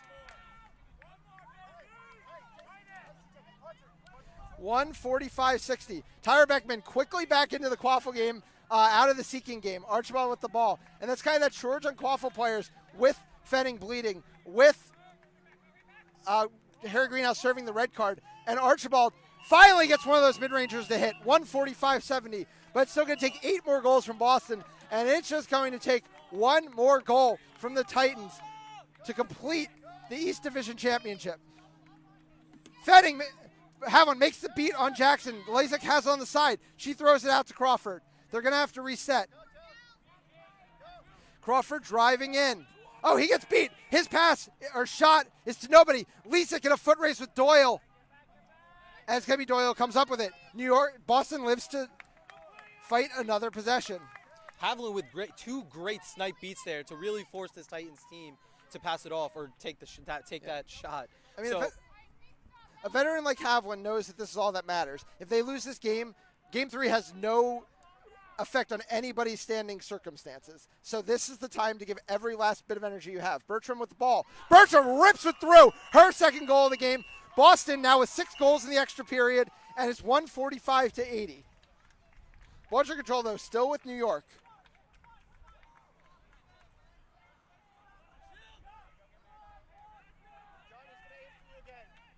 Jackson with the ball. Jackson floats it over to Morella. Morella has time to compose herself. Arjona tried to push Junior outside. Morella sees it coming. Morella, Max Havlin missed the beat. Elisik has scored. New York wins 155-80. We're going to wait. The game is over. The Forge has been extinguished, and the Titans sit on the East throne for the first time ever. 6 years in the making. What a roller coaster of emotions from that last play. I saw Havlin coming up on Morella. No one saw it. I don't think Morella saw Havlin coming, but Havlin with the missed beat. And then Morella finding Lisek there for a great drive-in dish. And now the Titans can clinch the official division title. Yeah, and it's like we were talking about. Boston just always seemed to be that little bit off this entire game. And Max Havlin's last throw was that little bit off. It's a turnover if he lands it. But that we're not focusing on Boston here because New York came and took this game. They were the stronger team top to bottom. They played Very effective offense. A huge performance by JC Arancibia, who didn't play that many qualifier minutes in game one. I believe had 4 goals in the game, maybe 5. I did lose track as we got later into that one. And the beater play, like you talked about, they evened out the beater play so much more than they could in game one. And that was really the difference maker. Absolutely. This Titans team has been so much fun to watch, especially with the physicality I think they bring. The number of their players who are able to step up and make tackles and even just drive through people, even against 2 bludgers or two defenders on them. Just the ability for them to take their opportunities and score has been the difference maker, along with their beaters. It's been a great game, and we really. Game 3, I think, is going to be interesting. Ethan, how do you expect both teams to proceed going forward? It's impossible to say. I mean, if I'm a coach here, I'm probably getting some young players some reps. The game means nothing. New York is going to be first in the division. Boston is going to be second in the division. Those things are now set in stone. And, we're only 2 weeks from championships. You don't want any problematic injuries. So, yeah, I expect to see some depth out on the pitch in Game 3, which is always exciting because we love seeing young players on the field. I think we should try to get an interview from one of these victorious New York players. So we're going to sign off for a second. We'll try to be right back.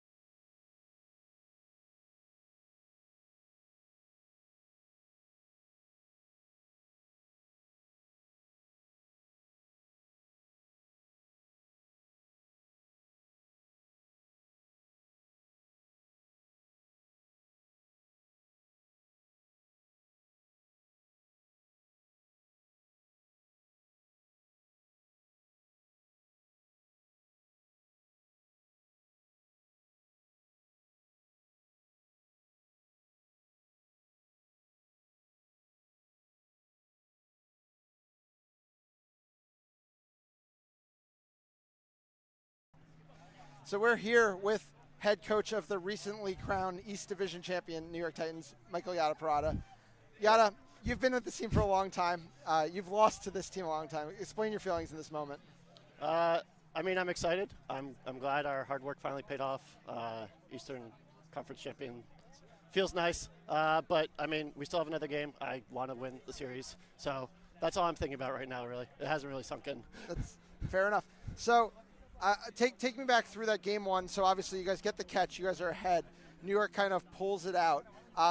What's your sideline like? Like, how'd you guys kind of get fired back up to just put that phenomenal performance out in game two? I mean, we discussed what we did wrong. There were some very obvious things we were doing wrong and, like, some execution things that were just happening. And we just discussed how we wanted to change it up, the different looks we wanted to give Boston. And, like, we've been planning for multiple looks. So, like, if the first one didn't work, we were just going to switch it up to this one. And it was a lot more successful, so that's what we went with. You obviously were shown a different look after that first game. One of those changes is you were giving JC Aronsibian more minutes in the Quaffle game. He came through with 4 or 5 goals in that game for you. Obviously a re-addition to the team. You've played with him before. Can you talk about kind of what he's brought to the team back? I mean, JC's a big guy. He's got a good shot. He likes to take it. He just adds a different dynamic to the offense, right? Like, he can drive, he can shoot. He's just a great player. You know, just teaching him some of the smaller things, the finer points of Quidditch is where we're at right now, but he's learning.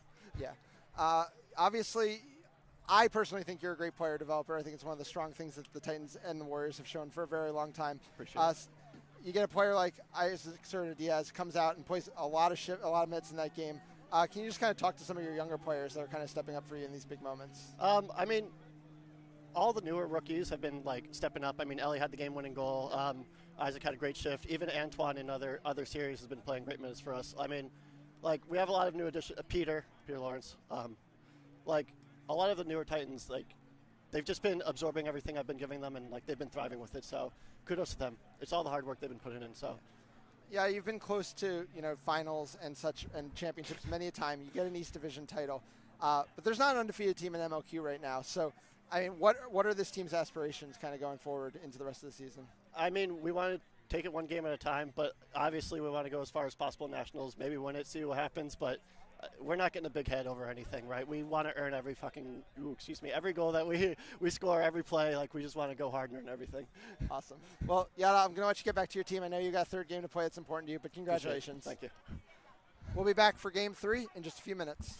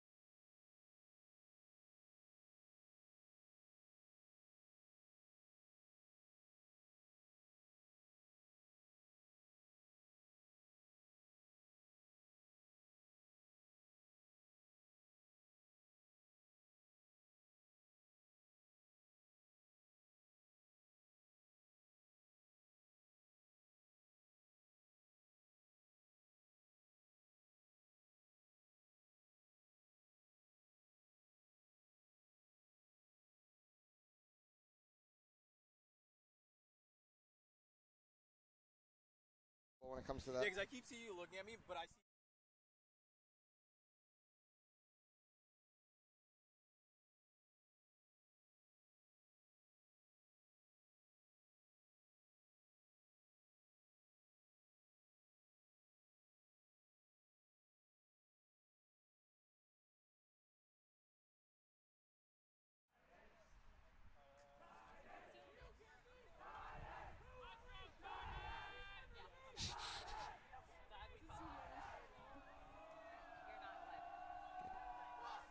It's not that one.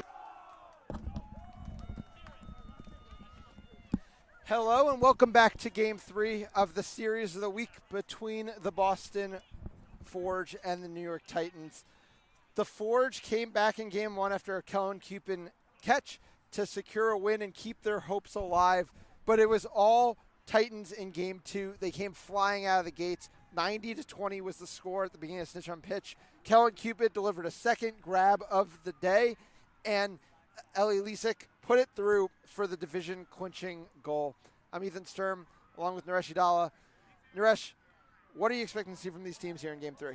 I mean, Ethan, we talked about it before we signed off on Game 2. I really just want to see the depth for these teams shine, because I think, as we've seen in the past, especially from the Titan squad, a lot of when it comes to championships, you don't want to see the same people out there the entire time, because that's going to exhaust everyone. And we saw that in 2019 championships, where the same people were running out there, and by the time the semifinals hit against Austin Outlaws, their team was tired. And so right now, I really want to see them go into their depth and use all of their players, because I think that's going to help them better when it comes to championships in a few weeks. Yeah, that said, when I did talk to Parada, he did talk about how, this team's never beaten Boston in a series, so that still matters a lot to them to get the series win. Both these teams starting with the first lines we've gotten used to. Parada and Minson are going to be starting beaters for New York. John Jackson's the keeper.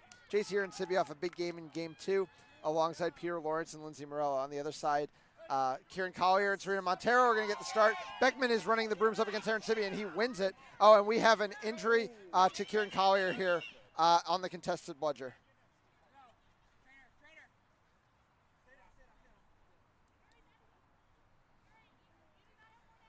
So we'll take a timeout here as we tend to Collier. So just to kind of go over a little bit of what all of this results have meant so far. So Boston's locked into the 2 seed. New York is now the 1 seed. New York is going to sit in the quarterfinals and wait for a team to come in from the play-in bracket. If 2 teams from the same division come into the play-in bracket, they will get the team who came from the lower bracket. If there are divisional considerations between South and East, they'll get the not East team, which means they might be able to avoid something like a Washington or something coming into those quarterfinals. Boston is going to have to await Minneapolis's decision in their quarterfinals. Minneapolis gets the choice to either play the 2nd seed from the East, which is the Forge, or the 2nd seed from the South, which is the Soldados. The Indianapolis Intensity, who won a series today against the Detroit Innovators, will get the option to play, will have to play the remaining team. Austin Outlaws, of course, also in the quarterfinals, will be awaiting. The Forge and the Outlaws, we know at this point, will be on the same side of the bracket. So there cannot be a repeat final of 2019 or 2018. The only other final we've had 2 other finals. We had the Intensity taking on the Outlaws once, and we also had, in the very first year, this exact matchup, the Forge against the Titans. So Collier was able to get to the sidelines, and now we have a live ball, and it's a high press here from New York, and a misbeat there on Nasta. Oh, and that is definitely going to be a card for the head coach there. Went for a tackle on Nasta and got nothing but neck.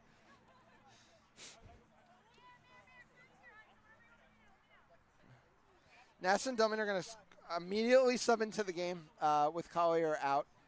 It's just been a real tough year for injuries for Boston. We already talked about the fact that Lewis will be missing the rest of the season with a torn Achilles. And so now the Boston beater core takes another hit in the form of Collier. We hope he's going to be doing okay right now. Trainer's just working on his ankle.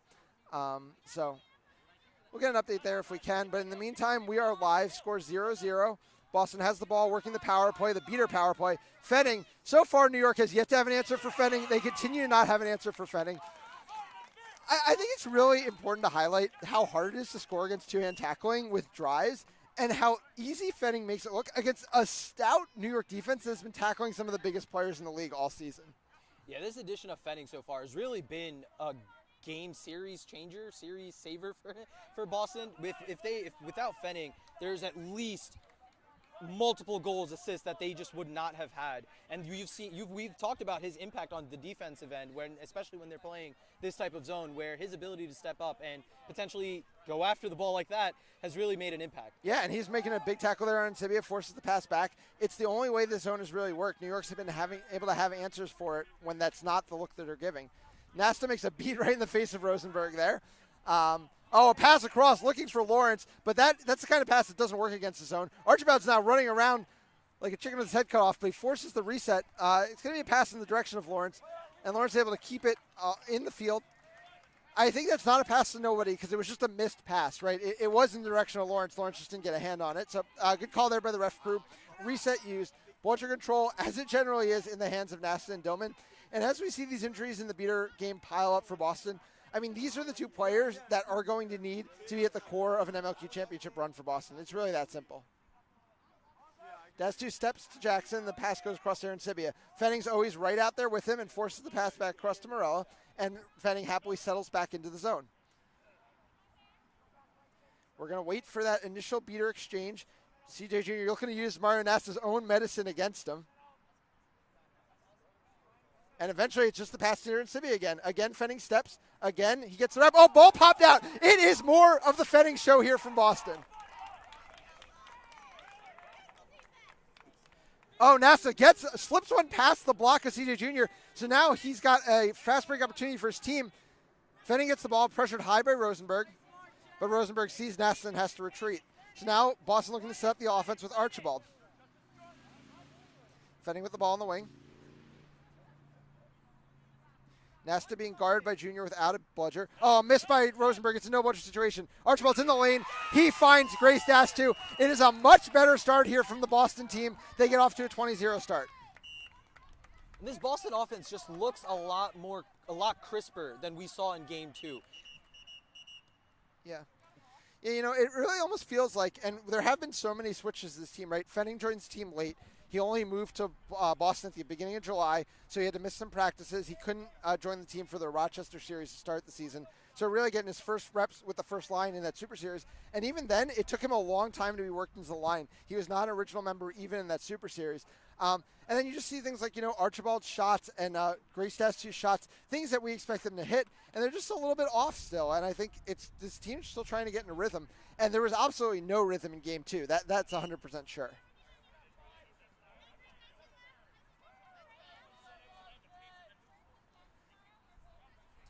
So Jackson with the ball on the left side as the sun sets over East River Park here in New York City. Right in the core of Manhattan. Oh, a beautiful play by Mario Nasta. Continues to get the best of this New York team. Forces the reset. It was the beat into the kick beat, and Rosenberg and Jr. had no answer. Mario Nasta putting on a show on the pitch so far here in Game 2.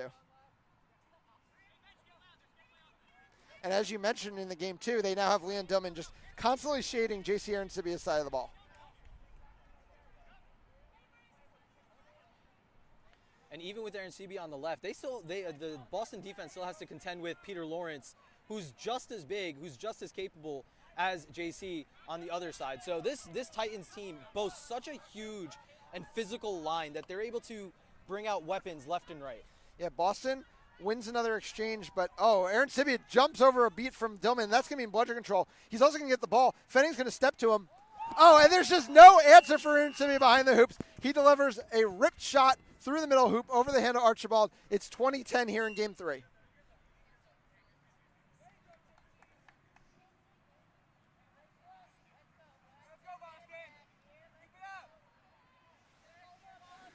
Archibald with the ball.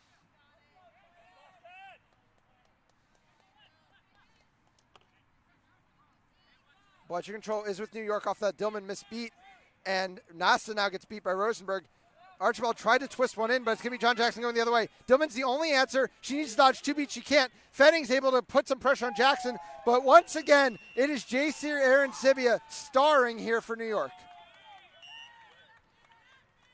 20-20 the score.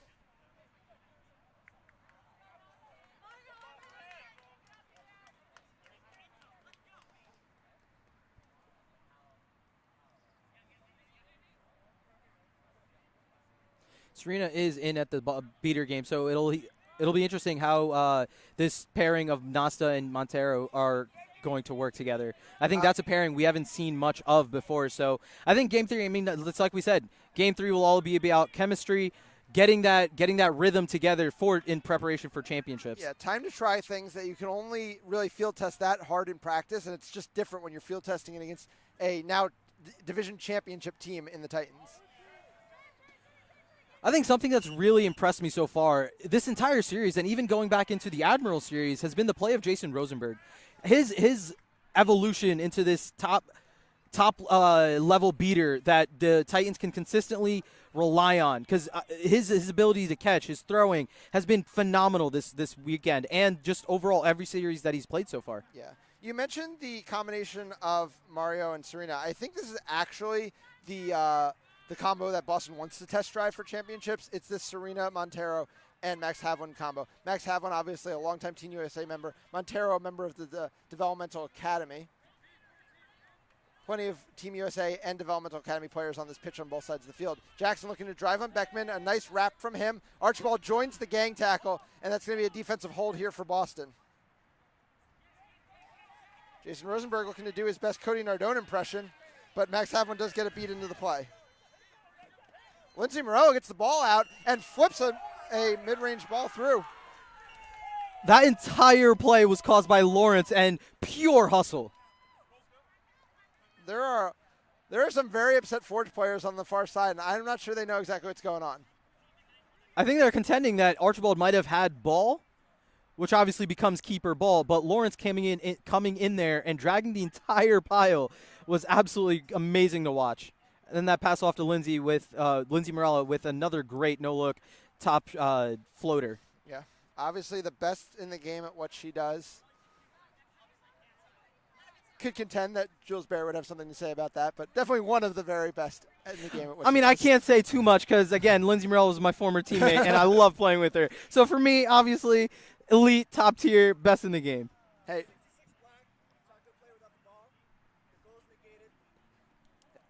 Hey, Rutgers has definitely shown up this weekend. JC and Sibia obviously having a huge weekend. Lindsey Morello is always going to have a good. And then we talked about Isaac Cerna-Diaz, also a young player from that Rutgers program. As well as Phil Kane, stalwart from the Rutgers team. Yep.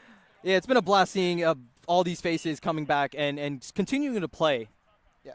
So the call was that John Jackson tackled Jake Archibald without the ball, which is why Archibald is so upset. He does get the call out of Andrew Canto, which means that Jackson's going to be in the box for a minute, and the goal is going to be no good. So still tied 20-20. Destu with the ball. Greenhouse finally back in the game after the red card he took in game 2. Destu floats a pass across the offensive zone, but nobody really there to come up with it. Cerna-Diaz, just as we were talking about him, comes out onto the field to accompany Rosenberg, the old Penn State product. Chaser back in those days, though. Havlin and Montero still the beating pair from Boston, facing Bludger Control. Aaron Sibia, the keeper now, holding the quaffle. New spot for him. He swings it back to Potter. Stepping out as hard as Archibald. He throws her right over the hard boundary.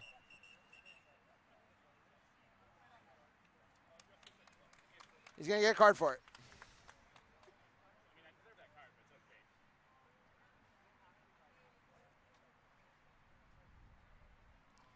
So 20-20 still the score. We'll wait from a call here from Kenta. Doyle has switched the into the green headband. Contact from behind, called on Archibald.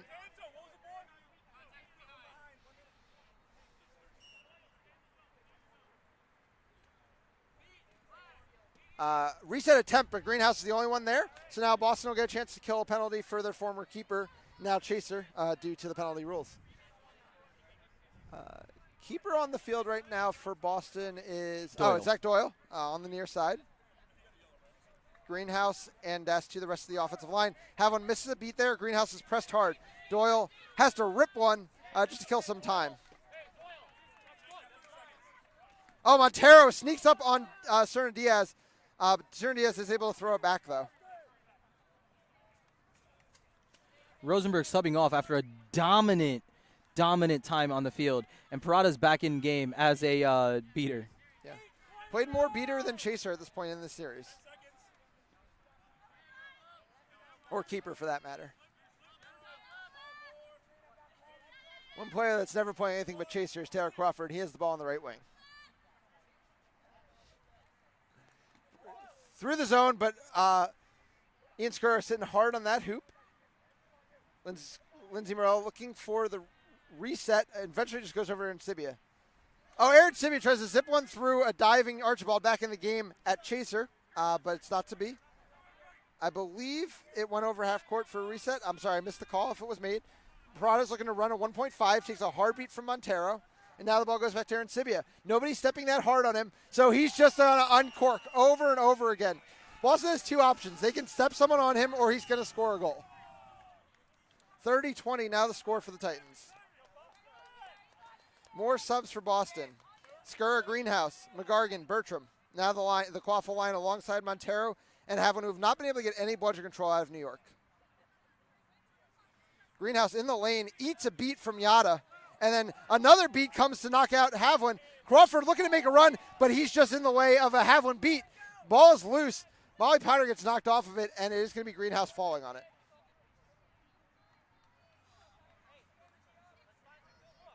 30-20 the lead here for New York. Game 3, rubber match. Ultimately, this game doesn't have effect on the standings, but both teams want to win the series. New York has never won a 3-game series from New York. They have 2 wins ever against them.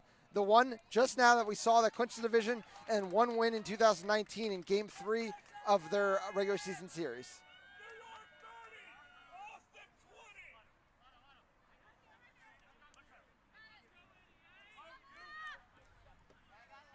Crawford with the ball on the right. Finally, bludger control with Boston, but Havlin misses a beat. No, he does hit the beat. Crawford looking to make a run on Montero. He gets beat. Aaron Sibia, though, has the ball. Aaron Sibia once again finds a hoop to shoot at, and Aaron Sibia once again scores. He's got another hat trick. He is popping off for New York.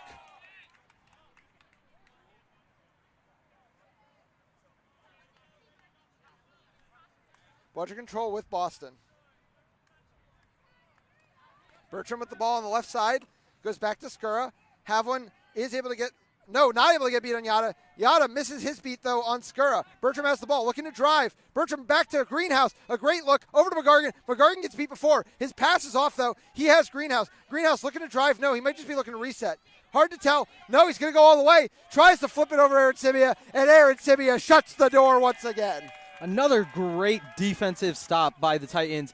And I think going off of their last offense, as they're going back into offense, Ethan, who do you have ending this game with the most goals, Fenning or Aaron Sibia? Oof. It's going to be interesting to see. I mean, they've both gone off early. Aaron Sibia is going to have to give up some time probably to seek, so that's going to be a setback for him. But it's going to be interesting to see. If Boston goes for the strategy from Game 2, though, the floodgates are going to be open for Fenning to score a bunch with Snitch on pitch again. 40-20 now the score. The real question here is, does Boston have a scoring option that isn't named Ryan Fenning? Lindsey Morella has the ball on the left side. She's always a dangerous scorer. Fox didn't play much in Game 2, back on the field here. Aaron Sibia still wearing that keeper headband. Zips one to Molly Potter. Who is this man? The assist and the beautiful finish from Potter. 50-20 New York.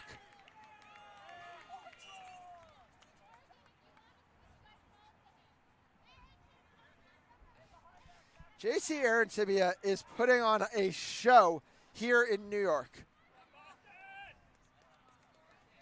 A absolute breakout performance from the former Rutgers product, who's played in New York, who's played in Boston, and who's been the decisive factor so far in this series. Ian Skura with the ball. 50-20 lead now as Boston continues to struggle to score. Bertram tries to rip a shot. It's not to be, and it's another lost possession here for Boston.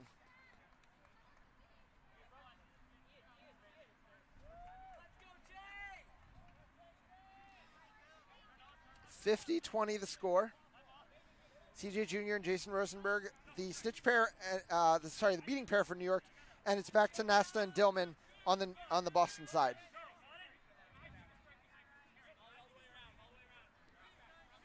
Jackson bringing the ball up behind his beaters, facing bludger control, and we know Nasta and Dillman do not give up bludger control easily. This time Skura is allowed to stay in the keeper zone, so he's not going to be eating any of these beats from Junior. Just playing a little bit of chicken here at the edge of the zone. Junior finally is going to have to go after Nasta instead. It is a man defense here from Boston, but with that wrinkle of the keeper standing up top. No real movement on this field whatsoever right now. Ian Skura still in his keeper zone. Jason Rosenberg misses a beat. That was the attempt that they'd been waiting for, the sneak up, and now Nasta will get to press.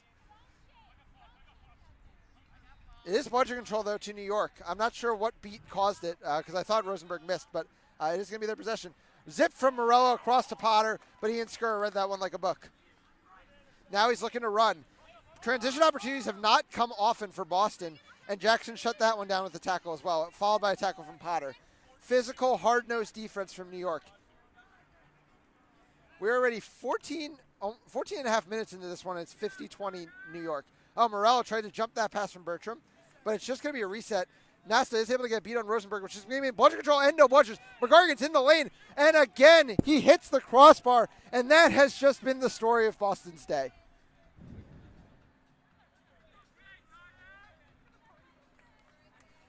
$50-20 in favor of the Titans. Your East Division champions, your number one seed out of the East going to championships, but looking to put the exclamation point on it, looking to finally beat Boston in a series.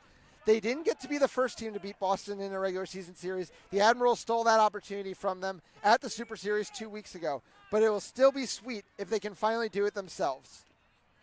Nasta wins an exchange with CJ Jr., but can't press off of it.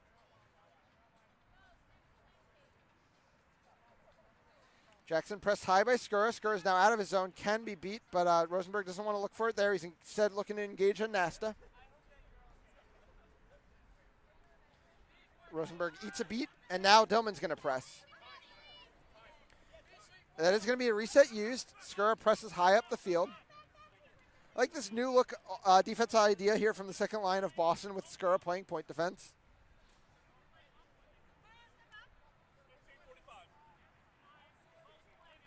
15:45 now the time. New York in no rush here. They're nursing a 30-point lead. It's nothing like their second game lead where they took a 70-point lead into Snitch on pitch, but I'm sure they're still happy with it nonetheless. With J.C. Sibia and Ryan Fenning off field, though, it's not surprising the scoring slowed down. John Jackson looking to score there, actually looking to pass to David Fox. He's not able to get it. I think that's going to be John Jackson's second yellow card of the game, though, for running through Greenhouse. But in MLQ, it is 3 yellow cards to a red card, so Jackson will still stay in the game. But he's going to have to be a lot more careful if he plays any more in this one.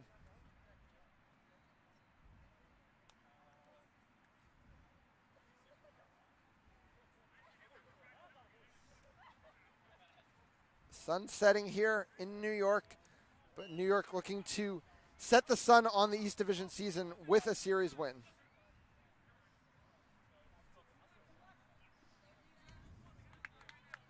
Skura bringing the ball down. It's a 50-20 lead for New York, but Boston does have a power play opportunity. They've been pretty efficient with them when they've rarely gotten them in this series because they can finally pick some open passing lanes. This was going to be Greenhouse throwing a 2-arm pass to Skura that Skura really all he could do was play soccer with as Jason Rosenberg was encroaching, but nice possession save there by Skura. Athena Mayer in the game. Pass goes behind to McGargan. McGargan is covered by Morella. Gets a screen from Mayer. They try the pick and roll, but Morella fell off of that screen perfectly and picks it off.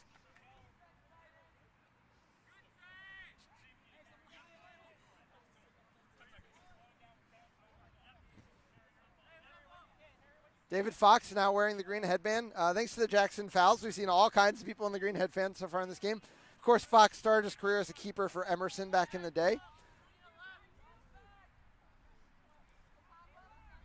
Peter Lawrence Morella and now John Jackson back in the game. Lawrence has the ball. No, it's overthrown to him and he's going to go out of bounds. I'm glad, since we set this contest as who's going to score more, JC or Fetting, that the rest of the game took a pause while those two could rest up, and now Fetting's back in the game. Playing with a new set of players, though. Skura and Fetting on the field together. I think we saw this earlier in Game 2, but right now we're seeing an entire quaffle line of just college-level players, or not college-level players, but like former college players in the 2019-2020 season. I will have to check you on that. Fetting was a member of the Diablos in that season, but outside of that, basically, you're right. And that's what you're talking about. Boston showing more of its youth. I mean, ultimately, this Boston team obviously is always coming out looking for a title, but this is kind of a transitional year. I think we're starting to see a lot of that old guard kind of starting to take a step back, and it's going to be up to see what this next generation can bring. Here, Mayer's looking to bring something, but it's a beautiful job of CJ Jr. there knocking the pass out of the air. We love to see it from the beater there.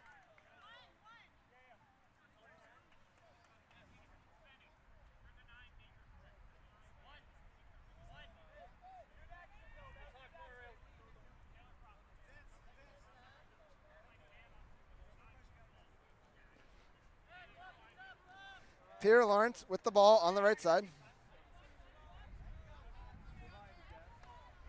Nasta has a bludger. Dan Dillman's looking to sneak up and get one herself.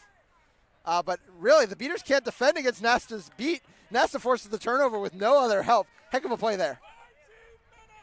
We've reached the 19-minute mark. Boston is still looking for a goal. They haven't had one in, I would guess, 10, 12 minutes at this point.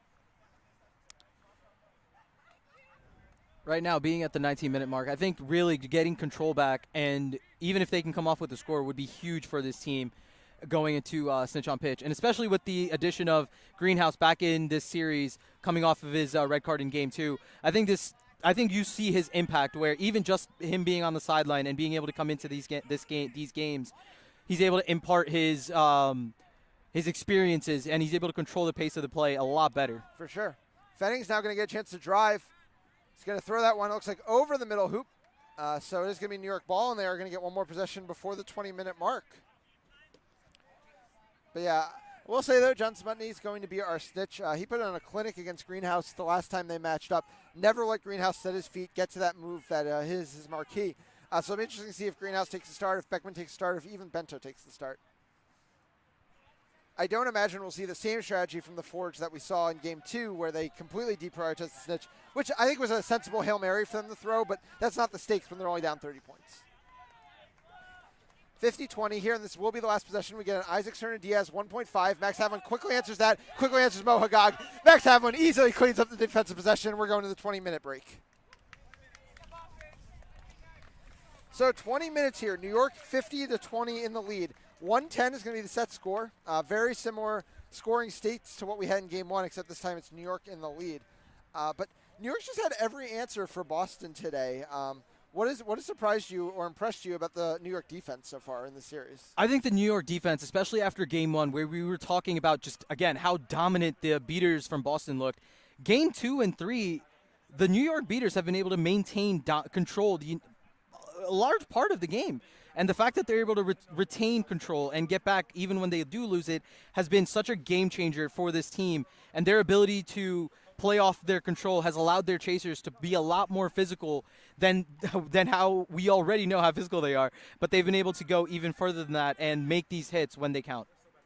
Yeah, for sure. And they're going to need to keep that physicality up in the snitch on pitch situation, because as we mentioned, that situation did start getting away from them in Game 2. They definitely don't want to give up 3-4 goals right here and then get a catch and suddenly be down 35 points. So I assume Fenning's still going to be in the game. I think he was in there at the 20-minute break. And Boston's going to get the first chance to run against what I assume is going to be no bludgers, since snitch on pitch is going to happen 10 seconds in. Greenhouse will take the start here, and Kellen Cupid once again taking the start opposite him. For sure. I mean, I think this is another storyline to follow, where right now a lot has been said about the New York Titans snitch on pitch strategy record in the previous years, but the addition of Kellen Cupid has been huge for this team, and going potentially 3-0 today would be huge for this Titans confidence in the snitch on pitch game. Yeah. Oh, for sure. I mean, he's been. We knew that from coming into the season that he could be a big difference maker if he could deliver for them in a big way. He's definitely done that so far. He's definitely done that today. And now we'll see what this is going to look like snitch on pitch. Smutney, as we said, getting his first snitch action. Greenhouse and Cupid will be running at him. Greenhouse is going to get first shot. Like I said, Smutney is going to do everything he can to never let Greenhouse set against him. Doyle scores right away for Boston in the no bludger situation. It's 50-30. John Smutney, who again, completely fresh, could run this entire game because he only has to snitch this one game all day, is keeping himself away from Harry Greenhouse. Peter Lawrence looking to make a play. Zach Doyle all over him. We get a pile up. Comes out of the scrum. Ball goes to Hagag. Hagag trying to get by Fenning. Greenhouse still trying to get a set against Smutney, but can't. Hagag now looking to drive. Fenning, a big hit. Foot gets off to Crawford. It's going to be a foul against Fenning. Taylor Crawford, though, is going to score, so I don't think Fenning's going to end up serving any time. Score is going to be 60-30.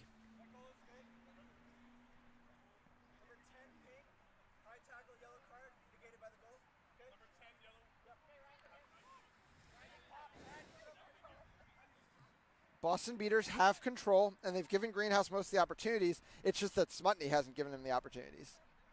And in fact, Greenhouse has subbed out after trying to get a shot there, and it's going to be Beckman.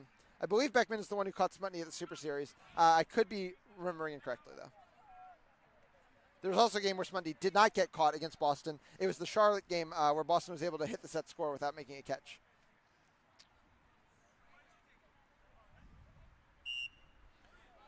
Beckman in the game. Montero can't make the beat on CJ Jr., and either can Max Havlin, and suddenly Kellen Cupid's finally going to get a shot. No, Montero quickly gets the beat. We've got a pile up. Jr. gets beat. Skura looking to drive. 60-30 is the score. Gets around Crawford. Just running circles around the defensive zone. Eats a nice screen from Mayer. Flips by Hagag. Flips it across to Doyle. Doyle playing some volleyball out there with the set through 60-40. Looks like David Fox is in at Seeker for Titans. It's good to see him get some reps out there, and obviously with that size matchup, Cupid probably had a tough time going up against Smutny, but Fox is about, what, the same size as that Seeker, Snitch right now? And you got to wonder if they don't want to waste Aaron Sibia's energy in the Quaffle game, knowing that they're still probably going to need him to win this one when all is said and done. Crawford holding off Doyle, holding off the whole team. He didn't have a broom anymore, and then Peter Lawrence misses the shot. It's going to be a foot race. Morello versus Skura. They both overrun it, and Athena Mayer comes up with it, flips it to Skura. This is going to be a huge goal here for Boston.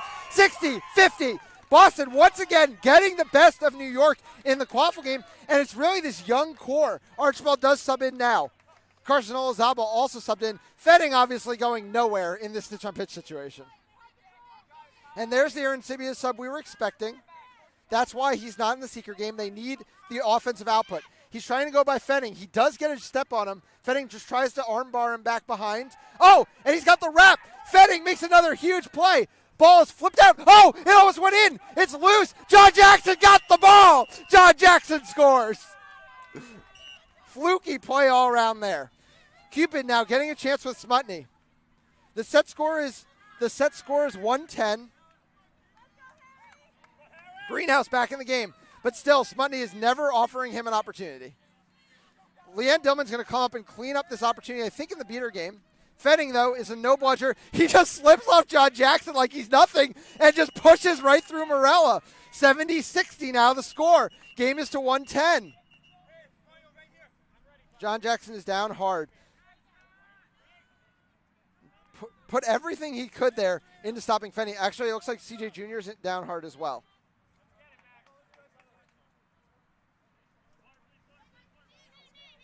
Yeah, looks like a cramp. But yeah, so we are in game 3 here of our series of the week between the Boston Forge and the New York Titans. The Titans won the game that mattered. They clinched the East Division, but this is still the rubber match of this series itself. Both teams really want this game as to go off at a high point to championships. We are only 13 days from championships, which is hard to believe at this point, but we're excited for you to tune in. It will be streaming all weekend from championships. There's going to be so much great Quidditch. The parity in MLQ this season is absolutely crazy. We're going to have no undefeated teams entering championships. And if Kurst can get a win off of the Stampede over in the South Division tonight, which is currently streaming on the Kansas City Stampede site, then no team would have 0 losses on the season either. True parity in MLQ. Michael Parada now in the game at beater. And it is 70-60 in the Quaffle game. Game is to 110. Aaron Sibia runs a give and go with with Mo Hagag, which trips up Olzaba, and then Aaron Sibia goes in and scores. I'm not sure with Fetting off out of the game if Boston really has a tackling strategy for JC Aaron Sibia.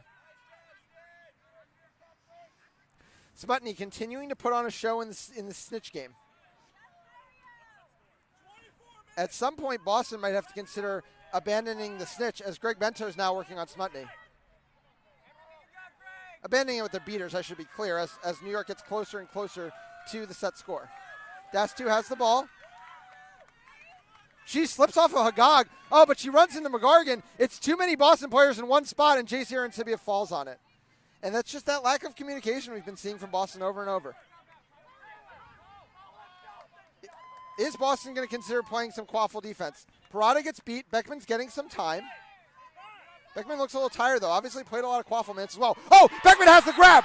Boston has a chance here. Boston could still take the series and end their season on a high note, and it'll be on a beautiful grab from Tyra Beckman. Catch is good. A very good effort from Smutny, taking nothing away from him. But now we've got a game on our hands. Boston has the 95-80 lead. This is the exact situation that New York was in game one. They had the 95-80 lead with a set score of 110, and it was Boston who made the comeback. Can Boston close it down here and come away with a series win? Fiona Weishart subs in for the first time in this game. Against bludgeon control from Mario and Leanne. McGargan and Peter Lawrence, a pair of MQC standouts, squaring off behind the hoops and seem to be exchanging a little banter. Hagag goes across to Morella. Titans need 3. Boston needs 2.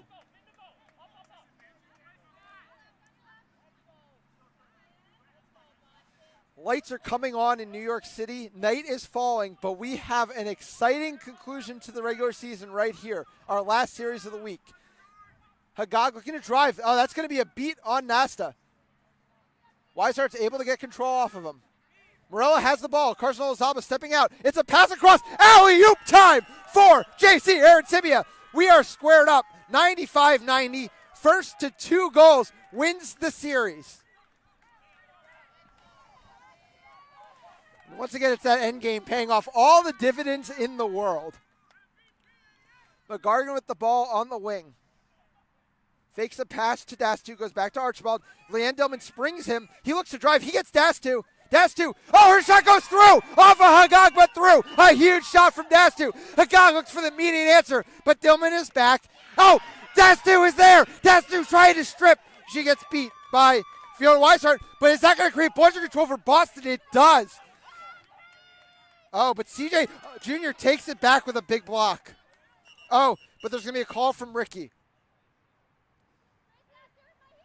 We're going to have to talk about this one. Any beater card would be huge here. A beater card against New York could be the game. It's going to be a beater card against Mario.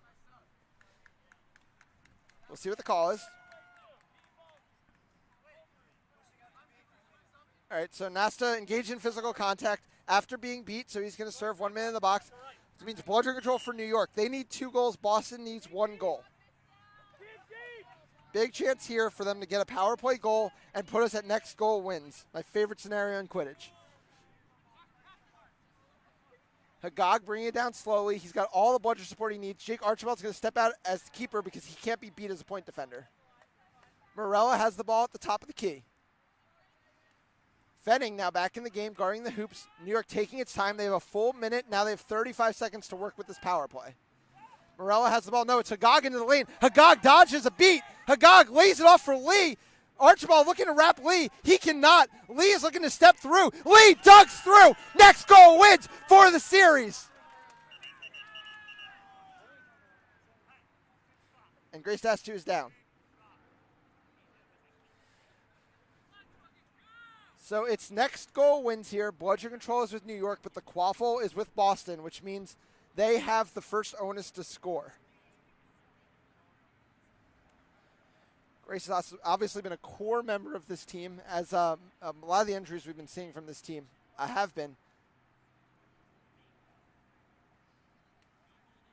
She had the knee injury we mentioned got picked up 2 weeks ago, but I don't think that's the problem. Yeah, she's walking off on her own accord. I think she may have got hit in the head, to be honest. So walking off on her own accord. Morgan Bertram will sub in. Next goal wins in New York here. Winner takes the series. Either way, though, New York are the division champions. But can they finally get the monkey off their back of having never taken a series from Boston? Greenhouse is in the game. Fenning, Archibald, and Bertram, but against bludgeon control. Nasta beats Lee. Archibald, I think he wants to shoot, if I have to know anything about Archibald. He's being given a lot of space. Mike Lee's now going to step back out. Boston is running it slow. Be interesting to see if they actually try to full-on play for bludger control or just try to get enough bludger chaos to get an opportunity. Greenhouse has the ball. Missed most of game 2 with a red card for a defenseless receiver hit on Taylor Crawford.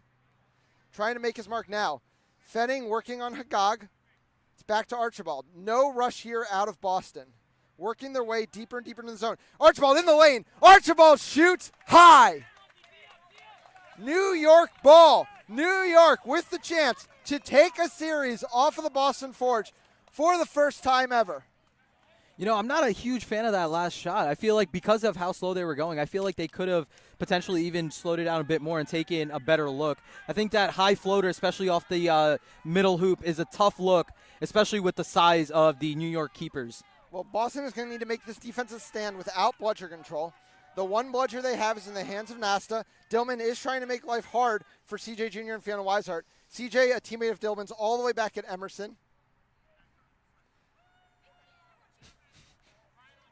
Dillman with some banter on Jr. It's Aaron Sibia, the leading scorer on the weekend for New York, who has the ball in his hand and a chance to win the game.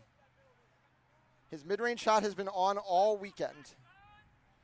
Leanne is trying to keep these beaters out of the play.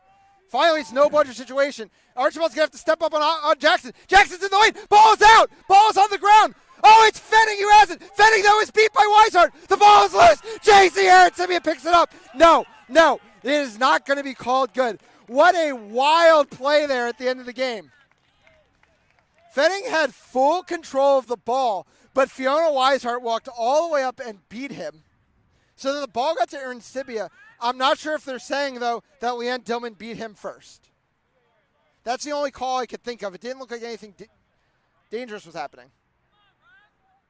No call on the play. Gold, no good. He must have been beat before. Yeah, he's off broom. He's beat before. So Boston is going to get another chance against bludger control.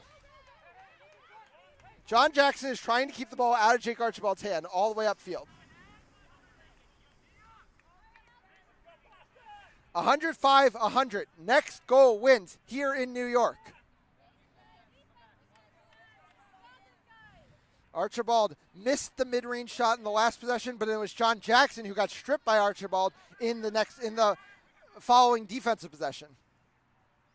Will the ball get in the hands of either Fenning or Aaron Sibia? They are now marking each other, the two leading scorers. Archibald's in the lane again. You know he wants to shoot if it's there. He goes off the greenhouse this time. This defense is sitting deep, and they're basically daring the shots. And you know these Boston players love to shoot. Fenning's trying to get open, but Aaron Sibia is manning him tightly. The beaters still sitting deep and still have bludger control. Leanne Dillman's trying to do something here to Fiona Weishart, but can't seem to. Lee is beat off, so now Archibald can go deeper into the lane. Archibald gets beat by CJ. Oh, it is going to be a bludger control turnover. Weishart, though, is still back on defense. This is Boston's opportunity. A nice sequence of events there to get bludger control off of CJ. And now, can Boston manufacture the goal to win the series? It's a beat. It's a no bludger. Greenhouse is in on Morella. He flips across. It's no good. And it's going to go over the hard boundary. And, wait, is there a bludger control turnover? No, there's just no bludgers anywhere. John Jackson's looking to run. He has Aaron Sibia wide open. Aaron Sibia is downfield. He gets there. He scores. New York Titans have not only won the East Division, but they have finally beaten the Boston Forge 2-1, 110-105. And what a series from JC Aaron Sibia. What great recognition on that last play. If you looked up, there was no one on the Boston defensive side, even if crossed half court. And he was just wide open by himself. And what a great find by John Jackson with Aaron Sibia finishing for the goal. What a series for this entire Titans team. Yeah, and what a series all around. Obviously, New York had that one dominant game, but we got two absolutely phenomenal showdowns between these two teams. And I think it's setting us up for what is going to be a phenomenal championships, because this Benepe Cup is really up for grabs. Boston is going to be carrying that cup to Howard County, Maryland, but I'm not sure who's going to be carrying it out of there. And it very might be the team in black, yellow, and red right here.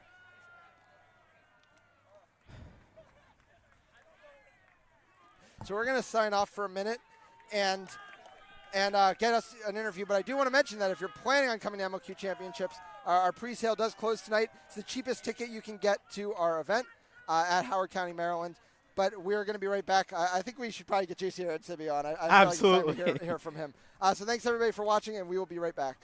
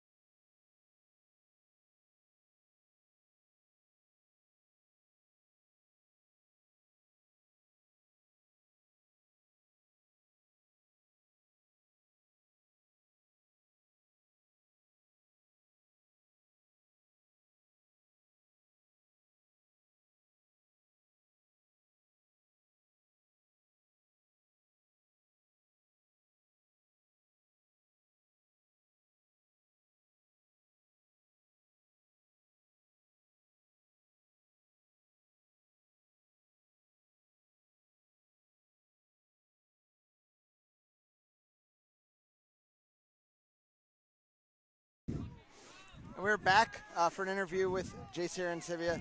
JC, that was a heck of a series from you.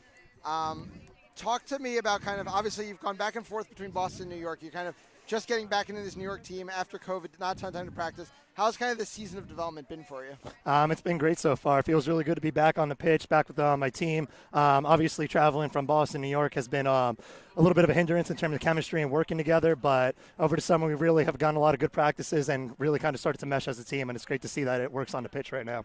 Awesome. So obviously you've played with a lot of people on both sides of this pitch, but it's always kind of a one-sided affair. Boston has generally always gotten the edge. I know you haven't been here as long as some of these Titans, but what did that win mean to the program and everybody on that sideline? I mean, it's a great start for us. We're looking to championship. We're looking to take it all. So really kind of proving ourselves in the East Division and getting this win today is really a pinnacle of what we're trying to do coming 2 weeks. Yeah.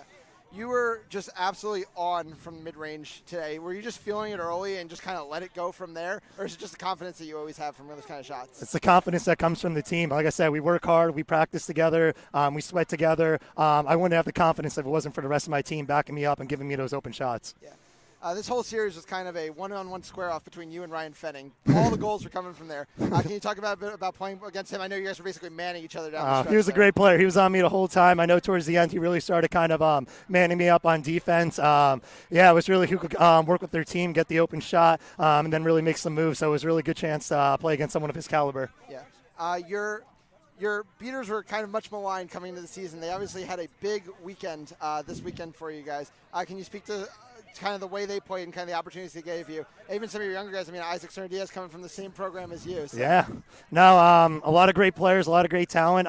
We work really well together. Like I said, going to practice every single week, really drilling in. Our beaters put in more work than our chasers most of the time, really kind of getting together after every single play, talking about what happened on the play before, and then trying to execute something differently to make it work. So it's a lot of hard work from them, and I'm glad to see that it really pays off against beaters as high as Boston is. Yeah.